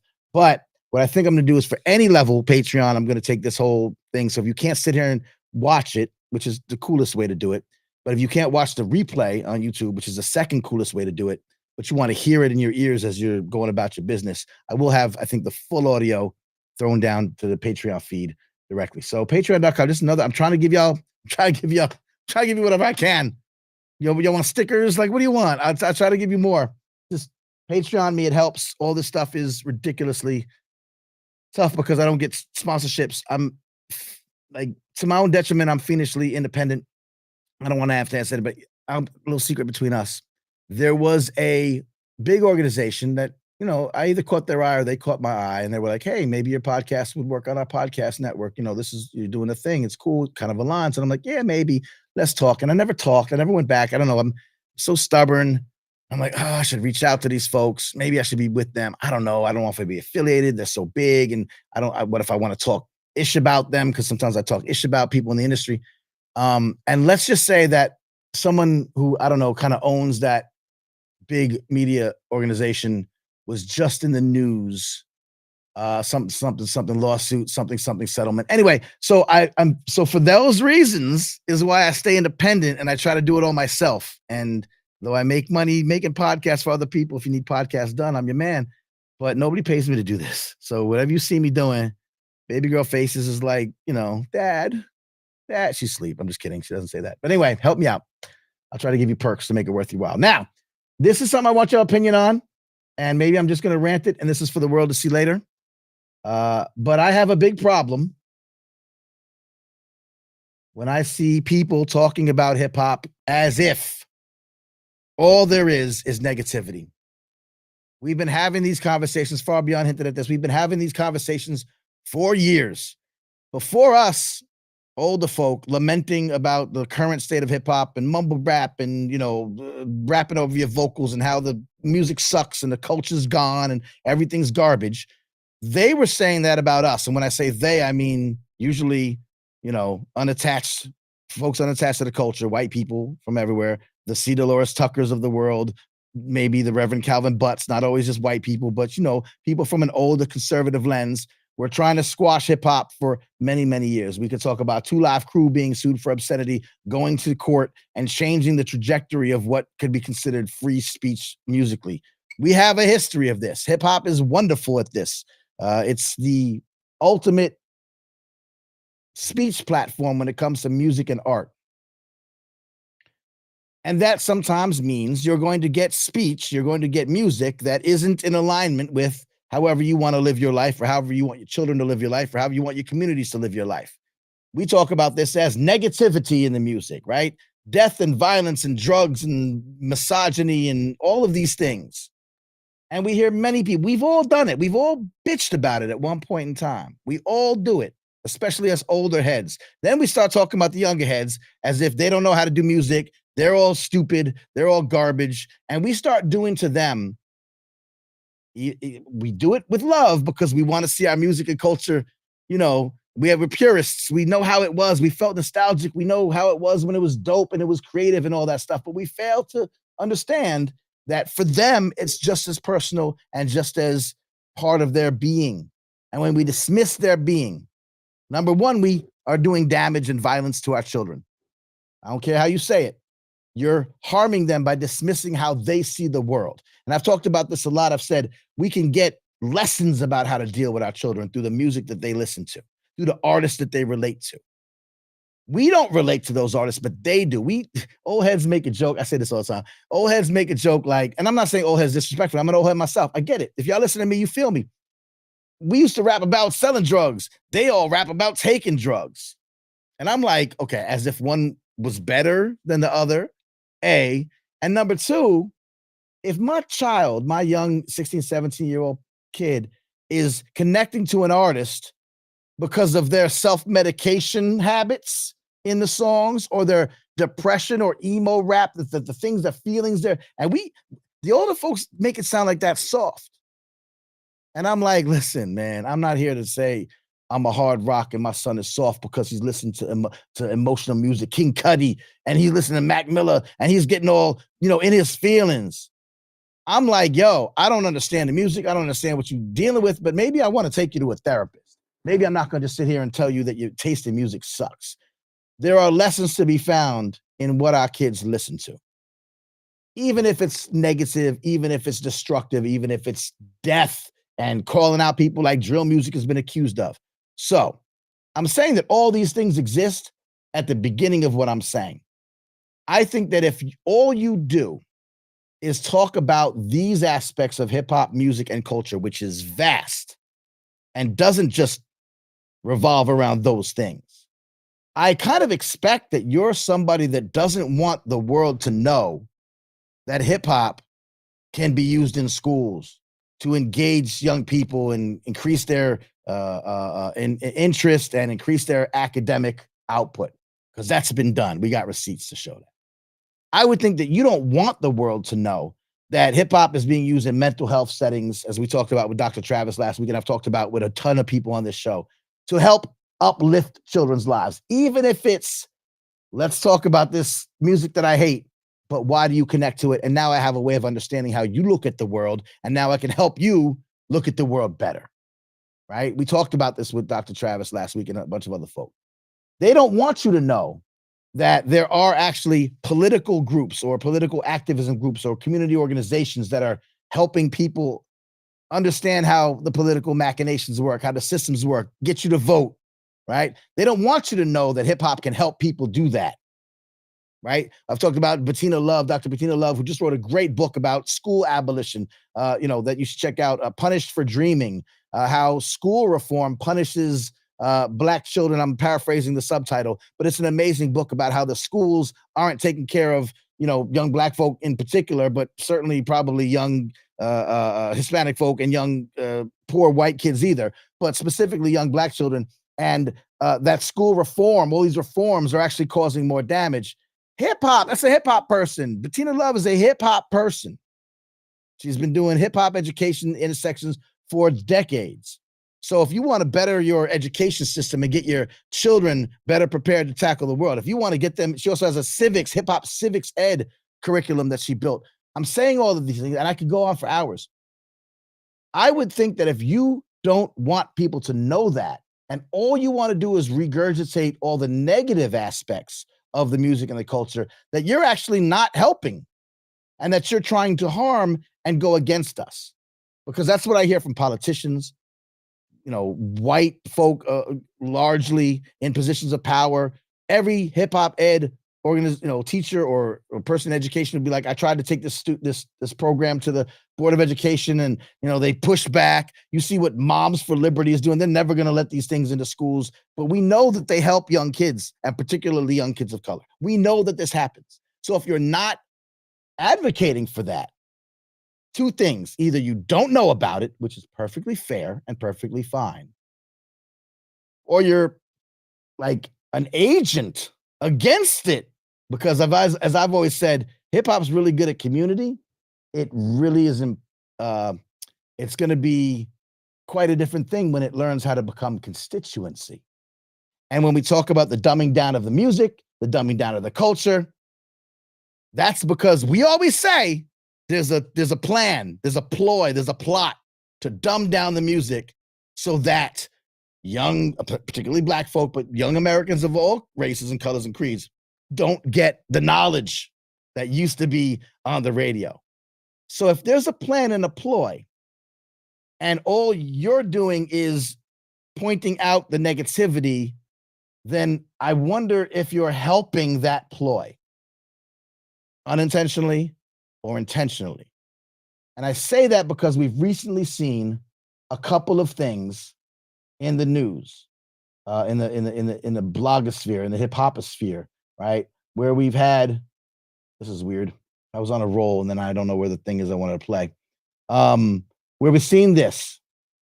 We've had Xzibit on a podcast talking about the staying power of hip hop being gone, basically saying that young people don't do anything of importance anymore.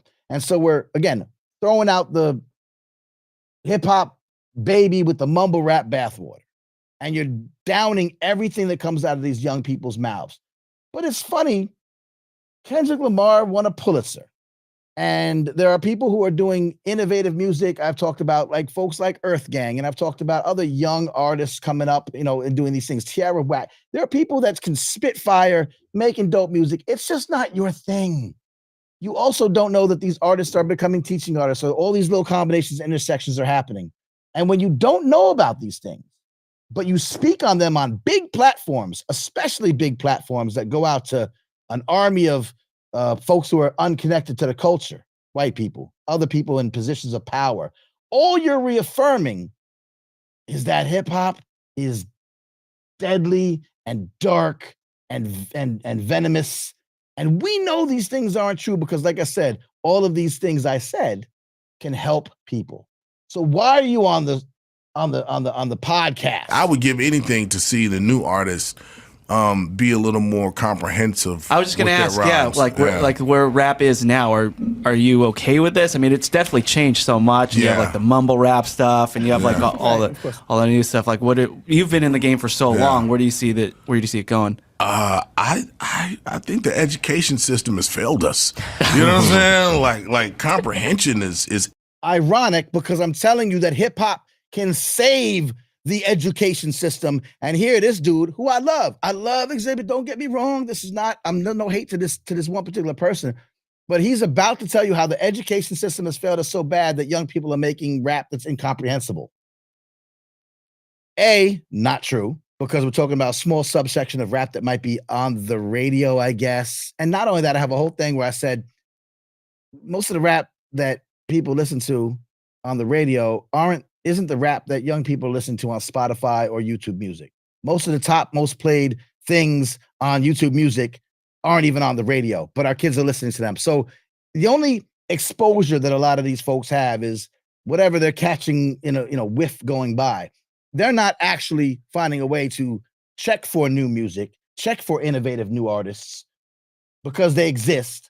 And if you're not finding them, I'm wondering where you're looking. And then I'm basically realizing, you're not looking. So ironic that he's calling out the education system. Everything. And once people started communicating with emojis and farts and, you know what I'm saying? And beeps and in 30-second, intervals, 2 10-sentence, what? Dumbing yourself down to communicate with this new language that doesn't give you much room for comprehension. So because people are doing emojis, rap is stupid. Yeah. Okay, or expansion, So yeah, I think that I can't criticize the new rappers because that's exactly what you're doing, but okay. Now you have to get to a person who's going to listen to 30 seconds of what you have to say and try to and try to put a whole album into that is impossible. True. Facts. So, you I know, agree with you that. look at the way the albums are put together, there's 3 or 4 songs, 5 songs that you want to listen to, when there may be 10 songs, 12 songs. You don't get to open the CD or the record. You don't get to read the producers. There's no emotional investment in the music. Okay. So again, here's someone, all respect due. We're all about the same age. We all went through the same. We came up together. We get it. There was something delightful about opening a CD cover.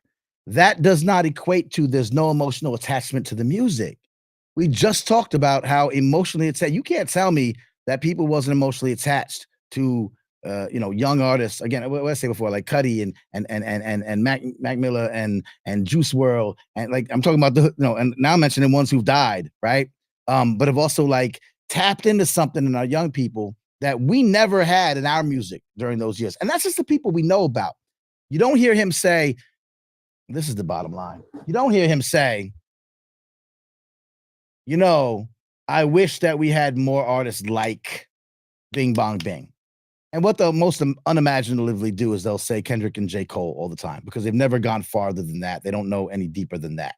They'll never say those things. So you can criticize that, yes, a lot of people make music for 30-second clips on TikTok. 100%. It's a whole new thing. It's also a whole new thing that hip hop invented, by the way. So we could talk about these are new revenue streams. These are new industries. We could talk about whether influencing is, the way we might want to have our children make a living. But some of our children are making more money than we do. So, I mean, can we really, can we not criticize when them? we were putting music out, you had the CD cover, the album cover, cassette. You get to open it. You get to see who produced it. It's you like get a to ceremony. read the lyrics. Yeah. Stop it. You got people who literally can communicate with their artists that they love because of social media. You actually have a one-on-one connection sometimes. You have artists doing podcasts, behind the scenes, documentaries, TikTok, Twitter, X, Instagram. You could actually be more connected to the ins and outs of your artist, which might be a problem in some ways. But don't tell me that there's no emotional connection to the artist. You're not guessing. You're not, right, because they don't speak English. Right? A lot of the things that made us have 10, 15, 20, 30-year-long careers doesn't exist anymore. So imagine what it's going to be like 10 years from now when they try to do, they're going to be like, how at the end of the award shows, they show all the people that died that year. You know what I'm saying? Like, yeah, the memorial. Like people are going to be like, who is, you know what I'm saying? They're going to have getting there, yeah. Yeah, like who's going to go, who, do you remember that? Like, I'm nobody there with all the remembers presenters that. now, so I don't even know. Oh, thank God we're talking to this guy who obviously. Right. It's going to be very difficult to be able to say. I liked her opinion right there. Okay. Now, I don't know if they're doing it on purpose. I'm trying something new with this, y'all. So let me know if, I just need to move on. Nah, but hip hop doesn't have the staying power that it used to have. And it's because obviously you look 20 years in the future and saw that nothing stayed. How can you say that it doesn't have dominated for the last, everything. You see country music having elements of hip hop. You see pop music. When's the last time you saw a rock band that didn't have a hip hop element to it? So this is why I'm confused, X. Hip hop doesn't have a staying power, but yet it's infiltrated every other genre of music and now influences everything. But it doesn't have staying power. You'd rather just a rock band that sounds like rock. Okay. Like I'm sick of hip hop. And I love hip hop. You know what I'm saying? I want to see a rock band come out and steamroll. Okay. When's the last time we had, AC/DC? Okay, sure. Or a, you know what I'm saying? Or anything that's, Limp Bizkit or fucking Linkin Park or early bands that had hip hop influence. I'm so confused. Like I'll take one of those, because right now I think the music itself isn't a good representation of what we're supposed to be. So the music itself isn't a good representation of where we're supposed to be. But again, where are you looking? What do you listen to? Because we can talk about music that isn't meant to do anything but, party music. We had that too. We can talk about violence in music, but Mobb Deep's gunshots used to let us levitate. You know what I mean? Make us levitate. We could talk about sex and women. Oh God. Do the men hate the women that are making all the songs about the sex? Oh, how dare you make all the songs about the drippy cat and the bongos? How dare you speak this way? I mean, we have all these criticisms. Not taking anything away from these kids. That's exactly what you're doing. Because they're feeding their families. They're not in the street. They're not doing. Watch this. Some of them aren't doing anything illegal, but some of them are. Now what? And then all the non-hip hop heads, what do they do? But I still think that there's a real path right now for somebody to come out with some real content and have that staying power and show that it's possible. Okay, so no and shut up. Now listen, I'm not trying to be rude. I love Xzibit. I can tell, this is my theory. So this is me. I can tell that you just don't know. Because why wouldn't you mention these? You put me on. This is the Adam Carolla show. You know how many listeners listen to the? I'm loud now. You know how many listeners listen to Adam Carolla, and that just sat through this segment and have gone away saying, "Rap ain't shit. Hip hop ain't shit. These young kids are stupid. Nothing's coming out. It's dead. It's gone. I'm just gonna pull out my CD," which cars don't even have a player. Anyway, and that's the impression they're getting. And I'm telling you that hip hop saves lives in mental health settings. And hip hop brings up the education system. And hip hop is used in international forums like Farbeon does. And hip hop can be used to teach financial literacy to kids and can teach architecture and introduce them to computer programming. And I see it and I talk to them and they've been on the show. And I may be the only one preaching this gospel, but I got the receipts. If you love this culture so much, why are you degrading it so much? This would be like if someone said to me, "So tell me about black people."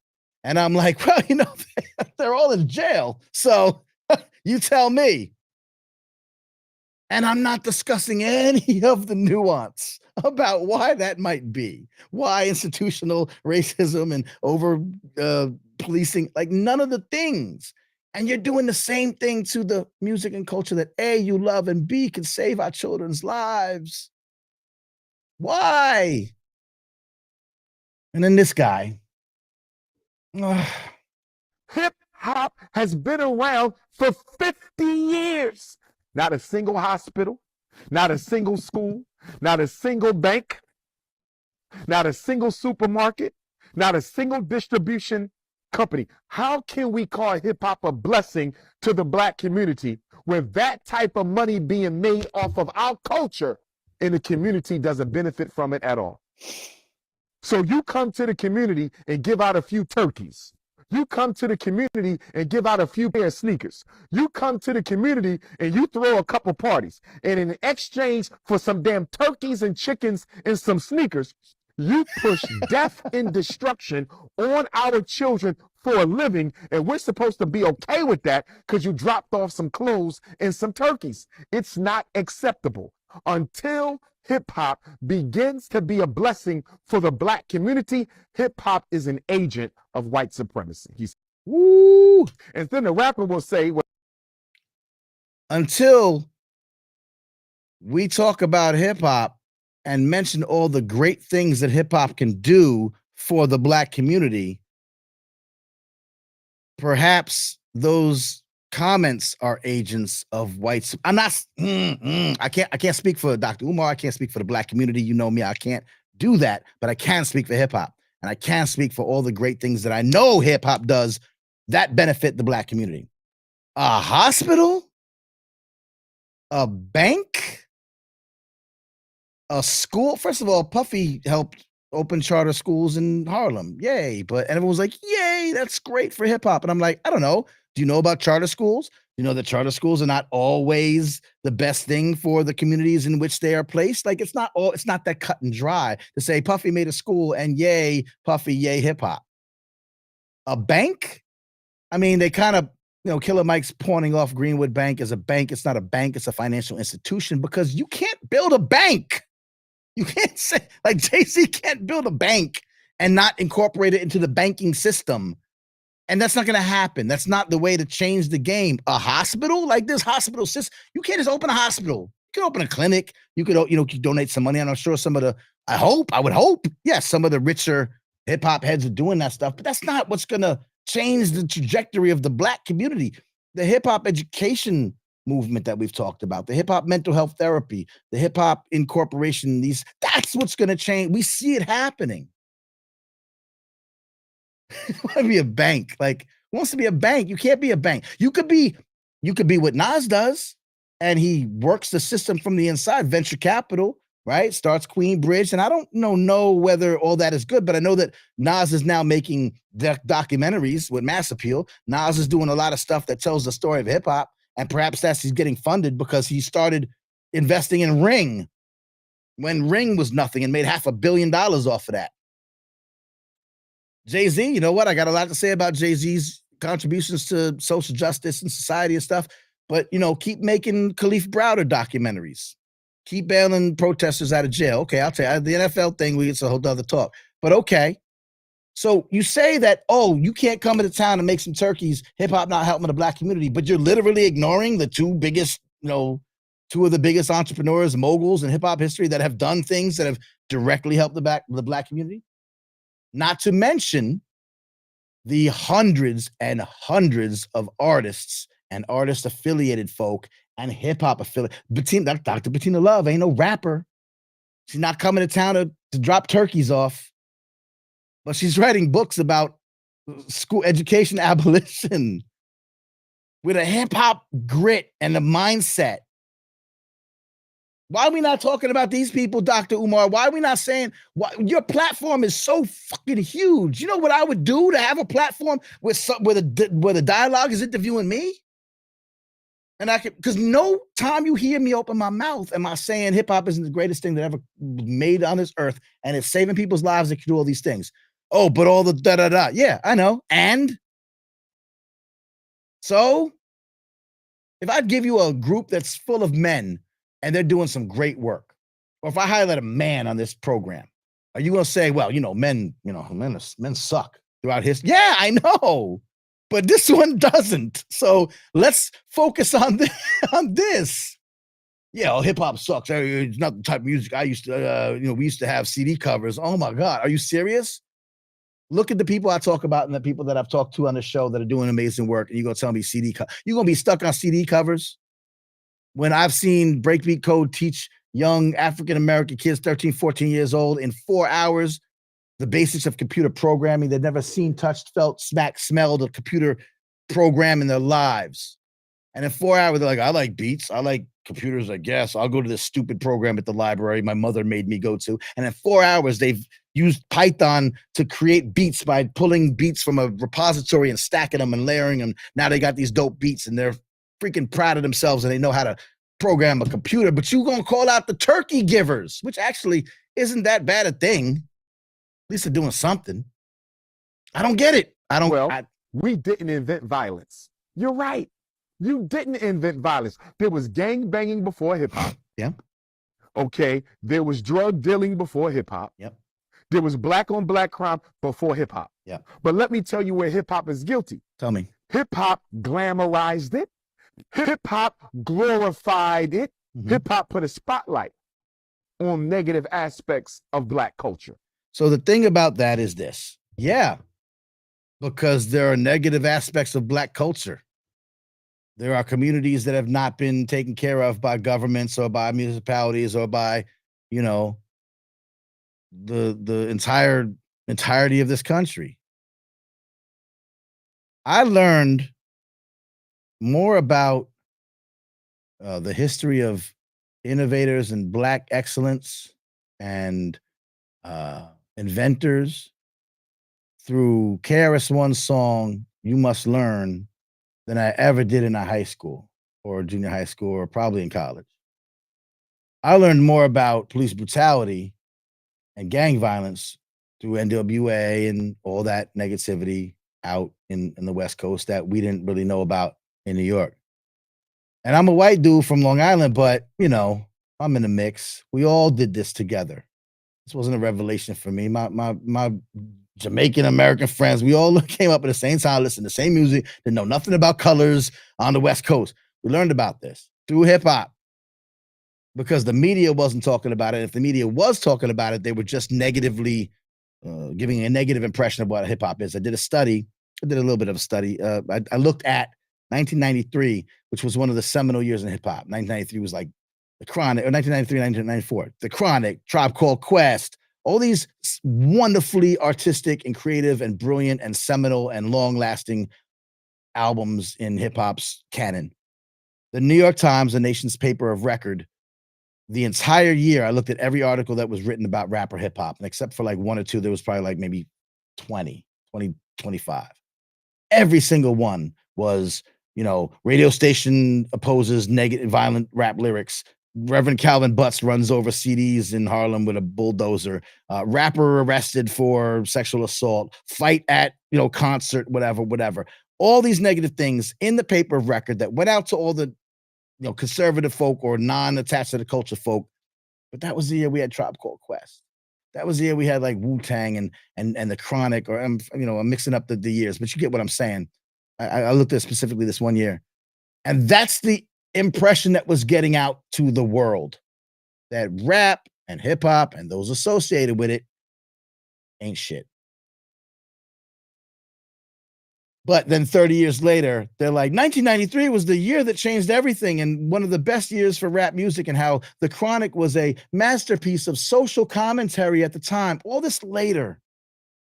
But the damage has been done because all you're doing is putting out to the people that don't know any better that it's detrimental and damaging and degrading and destructive. That makes it harder for the people that I talk about, folks that are listening, folks that have been on the show, folks that are doing this work. It makes it harder for them to succeed. So Xzibit, brother, Dr. Umar, yeah, and so many people agreeing, like, oh my God, yeah, that's right. Look at the comments on any of these posts on social media. Yeah, that's right. I've been saying that. Oh yeah, no doubt. Used to be like this. We used to have this. And I'm like, y'all still got it. It's still here. What are y'all doing? Why are you? So to Xzibits, and they're not the first. I called, there's a lot of people that do this.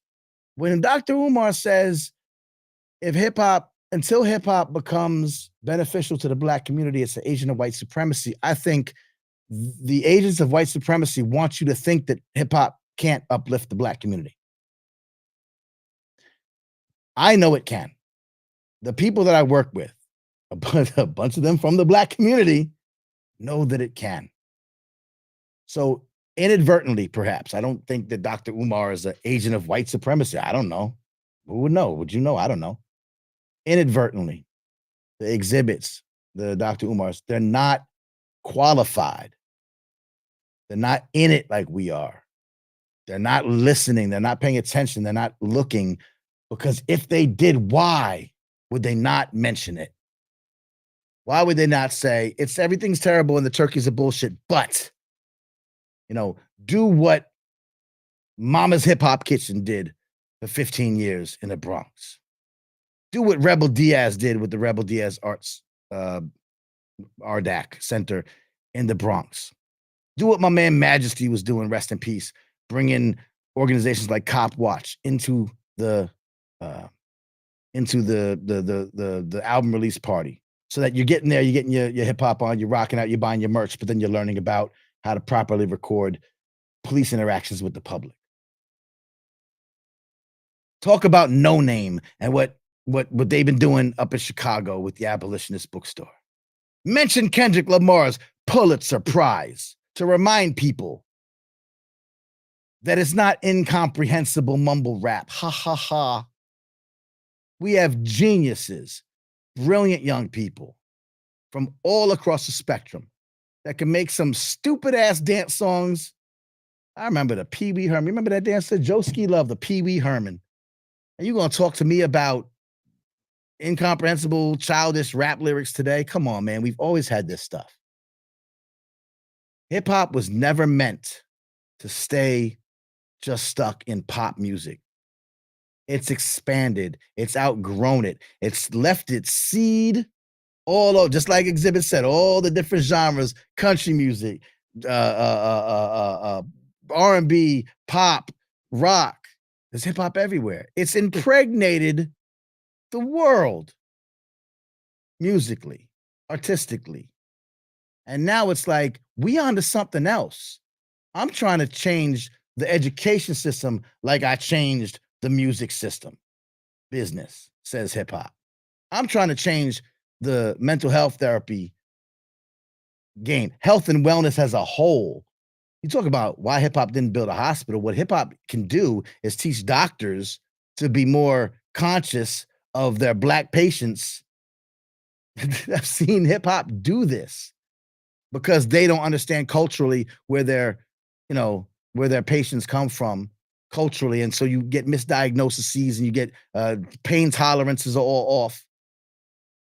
And if you haven't learned it by now from your classes in medical school, well, hip hop's done a really good job of impregnating every single other industry it's touched: advertising, marketing, fashion, the music business, streaming.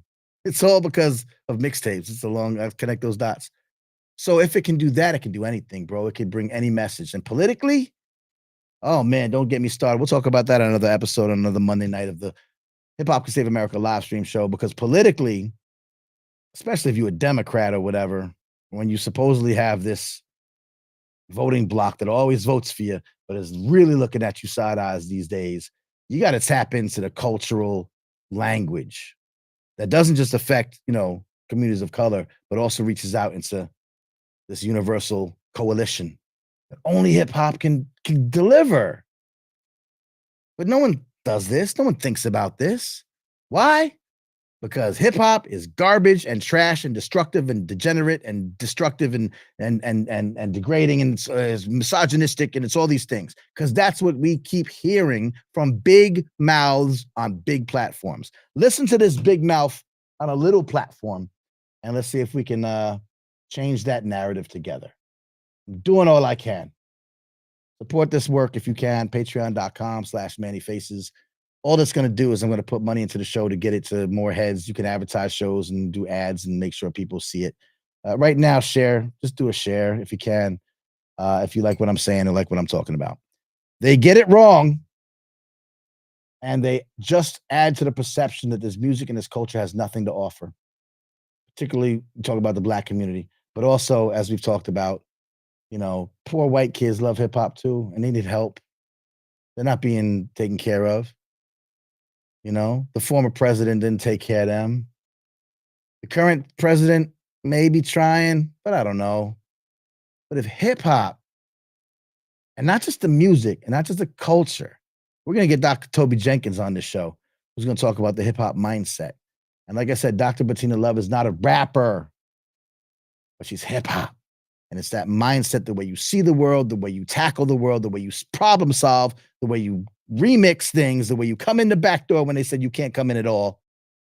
That's the kind of ingenuity, innovative thinkers that we need to solve these wildly expansive and systematic problems.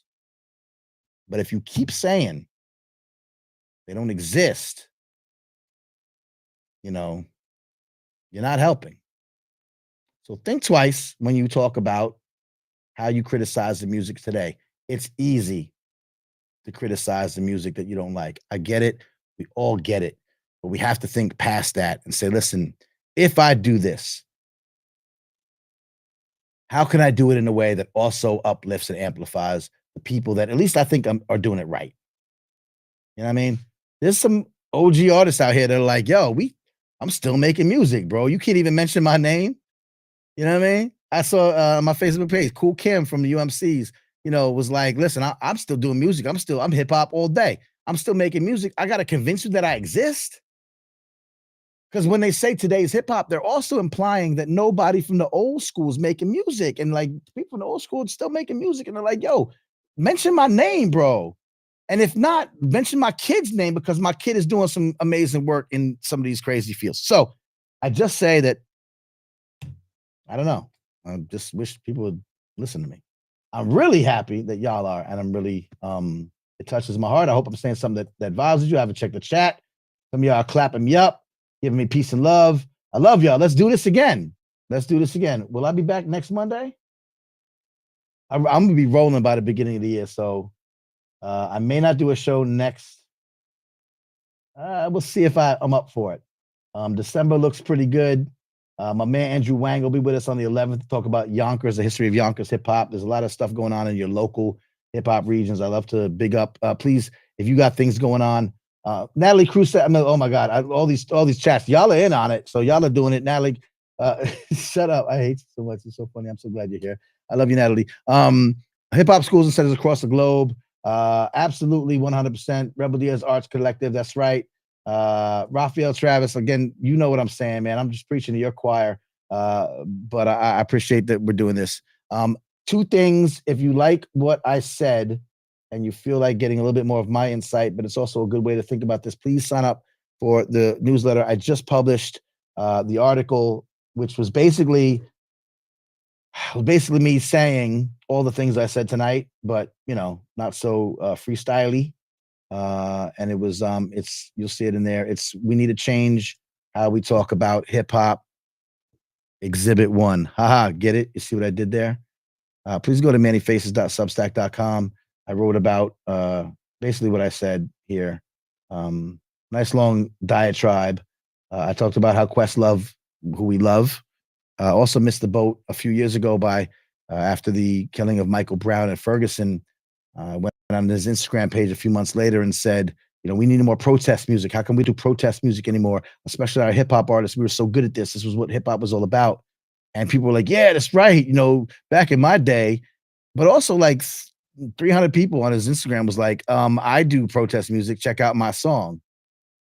And then on top of that, about 6 or 7 protest songs had been released since the time Michael Brown had been killed and the time that Questlove made that statement, including people we know, like Alicia Keys and Tink and Diddy and the Game.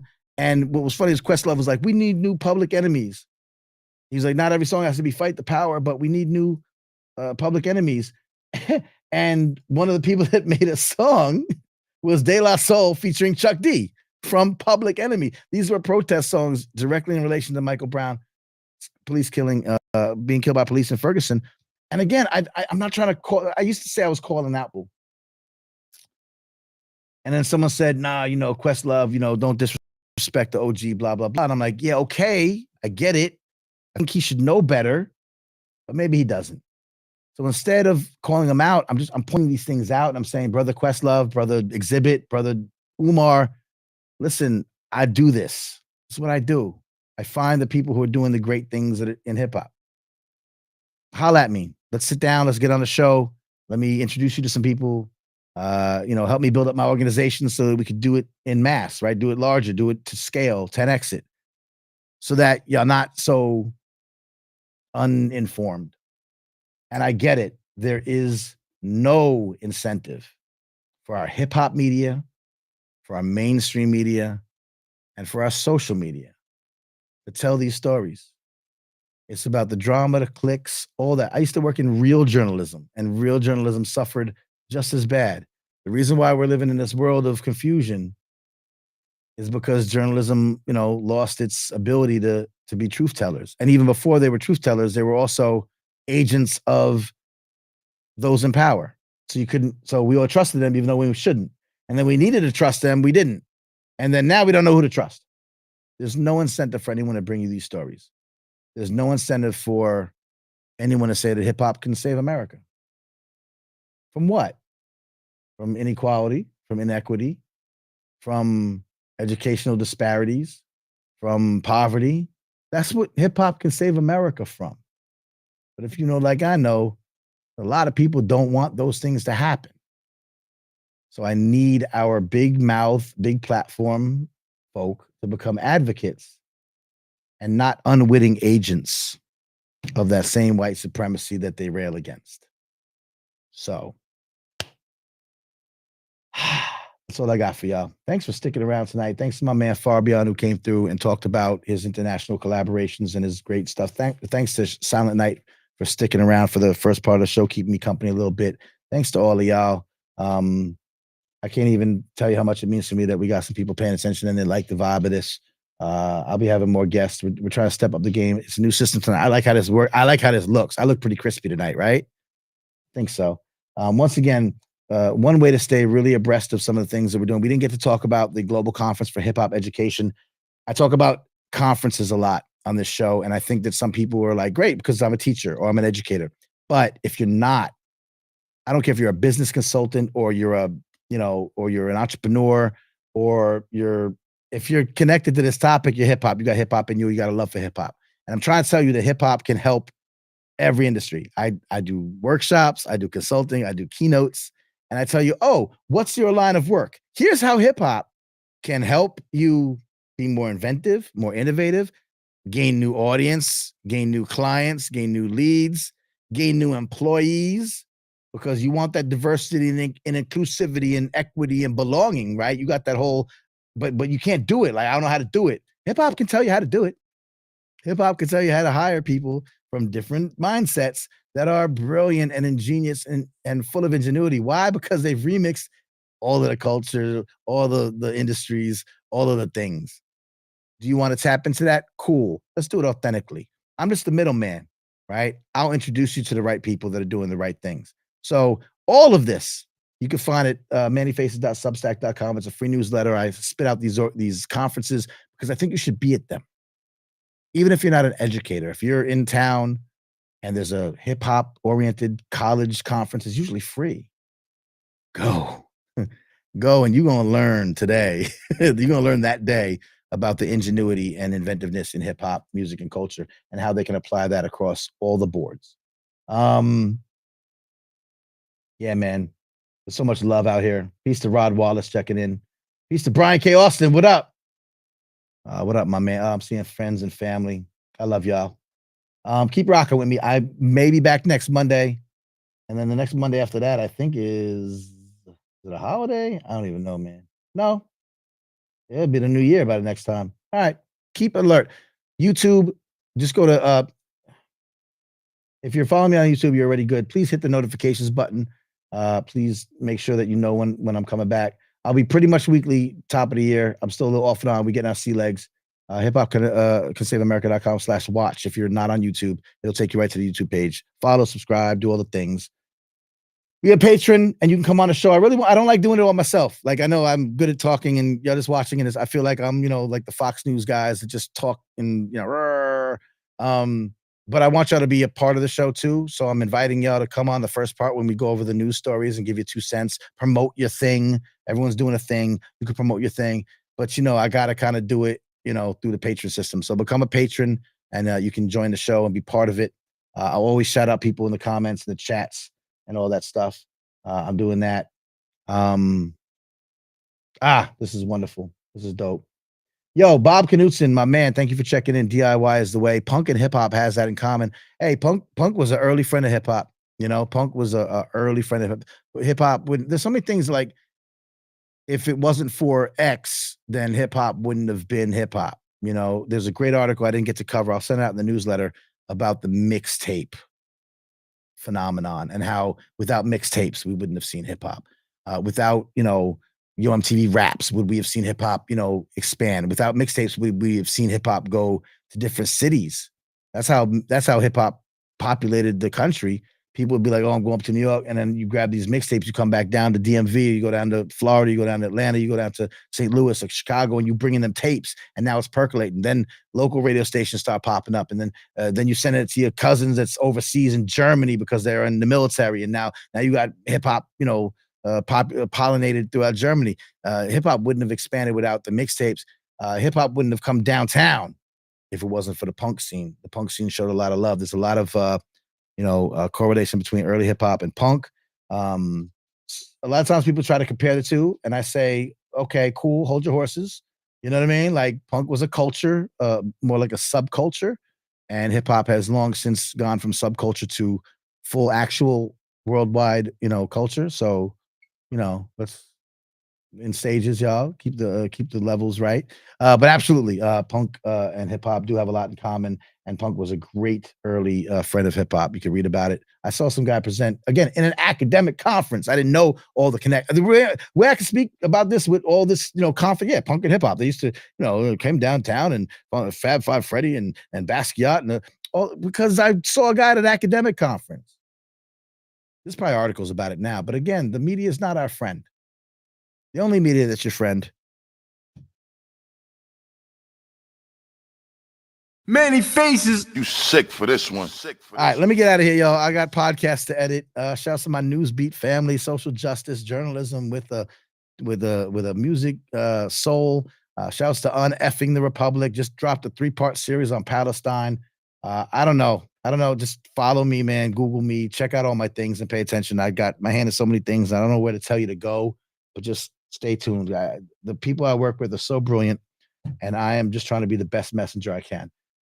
Catch y'all probably next week. I will send out a newsletter soon. So once again, sign up for that newsletter, mannyfaces.substack.com. I really want to see a couple of newbies because I know y'all not all connected. Just as soon as you leave here, mannyfaces.substack.com. It's free. You can actually donate money there too, but you don't have to. It's free. Put in your email address. I'm not going to sell it, and you won't start getting spam from Viagra. And again, lastly, one more plea. I hate doing this, but remember that big company that I could have started talking to? And remember who owns that big company and the kind of cloud that may be over that person. Not that I'm not saying the whole company's reflective of that, but I'm really trying to stay independent and build this thing. There are Substack Patreons that get thousands of dollars a month and they can sustain themselves doing this. And I don't know if that's going to be us. You know what I mean? Because this is a few of y'all right now, but every little bit helps. Thank you to Andrew Wang. Thank you to Dr. Raphael Travis. Thank you to Steffi, to Brianna, I gotta be able to play it at the drop of a dime. I'm gonna work on that. So because I need to shout y'all out so many times. People who are putting a couple dollars into the pot. All this stuff costs money. Advertising is gonna cost money. We're gonna get more people into the cipher. That's what we're gonna do. But they don't know about us. Xzibit don't know any of this exists. Dr. Umar never heard of any of this shit. So if y'all help me a little bit here and there, we'll try to get more people. I gotta say, I think this might be the most watched show yet. I'll look at the numbers later. Certainly most interaction. I love y'all. And if you got any suggestions or anything, find me, hit me up. I'm very accessible. And as you can tell, I'll talk about this stuff all day. So that being said, I guess that's it. I got nothing else for you. I think this was the best I could do. So coming along nice. Peace and love, y'all. I'll talk to y'all soon. Follow me on Instagram, Manny Faces Official, and tell me that you love me. I do like the validation, but I love y'all regardless. Thank you so much. We'll be back soon. And I don't know if you heard this, but and the Best Actor Oscar goes to Manny Faces. I didn't even know. Thank you, Patrick Stewart. I love you. I love y'all. I'm out. Peace and love.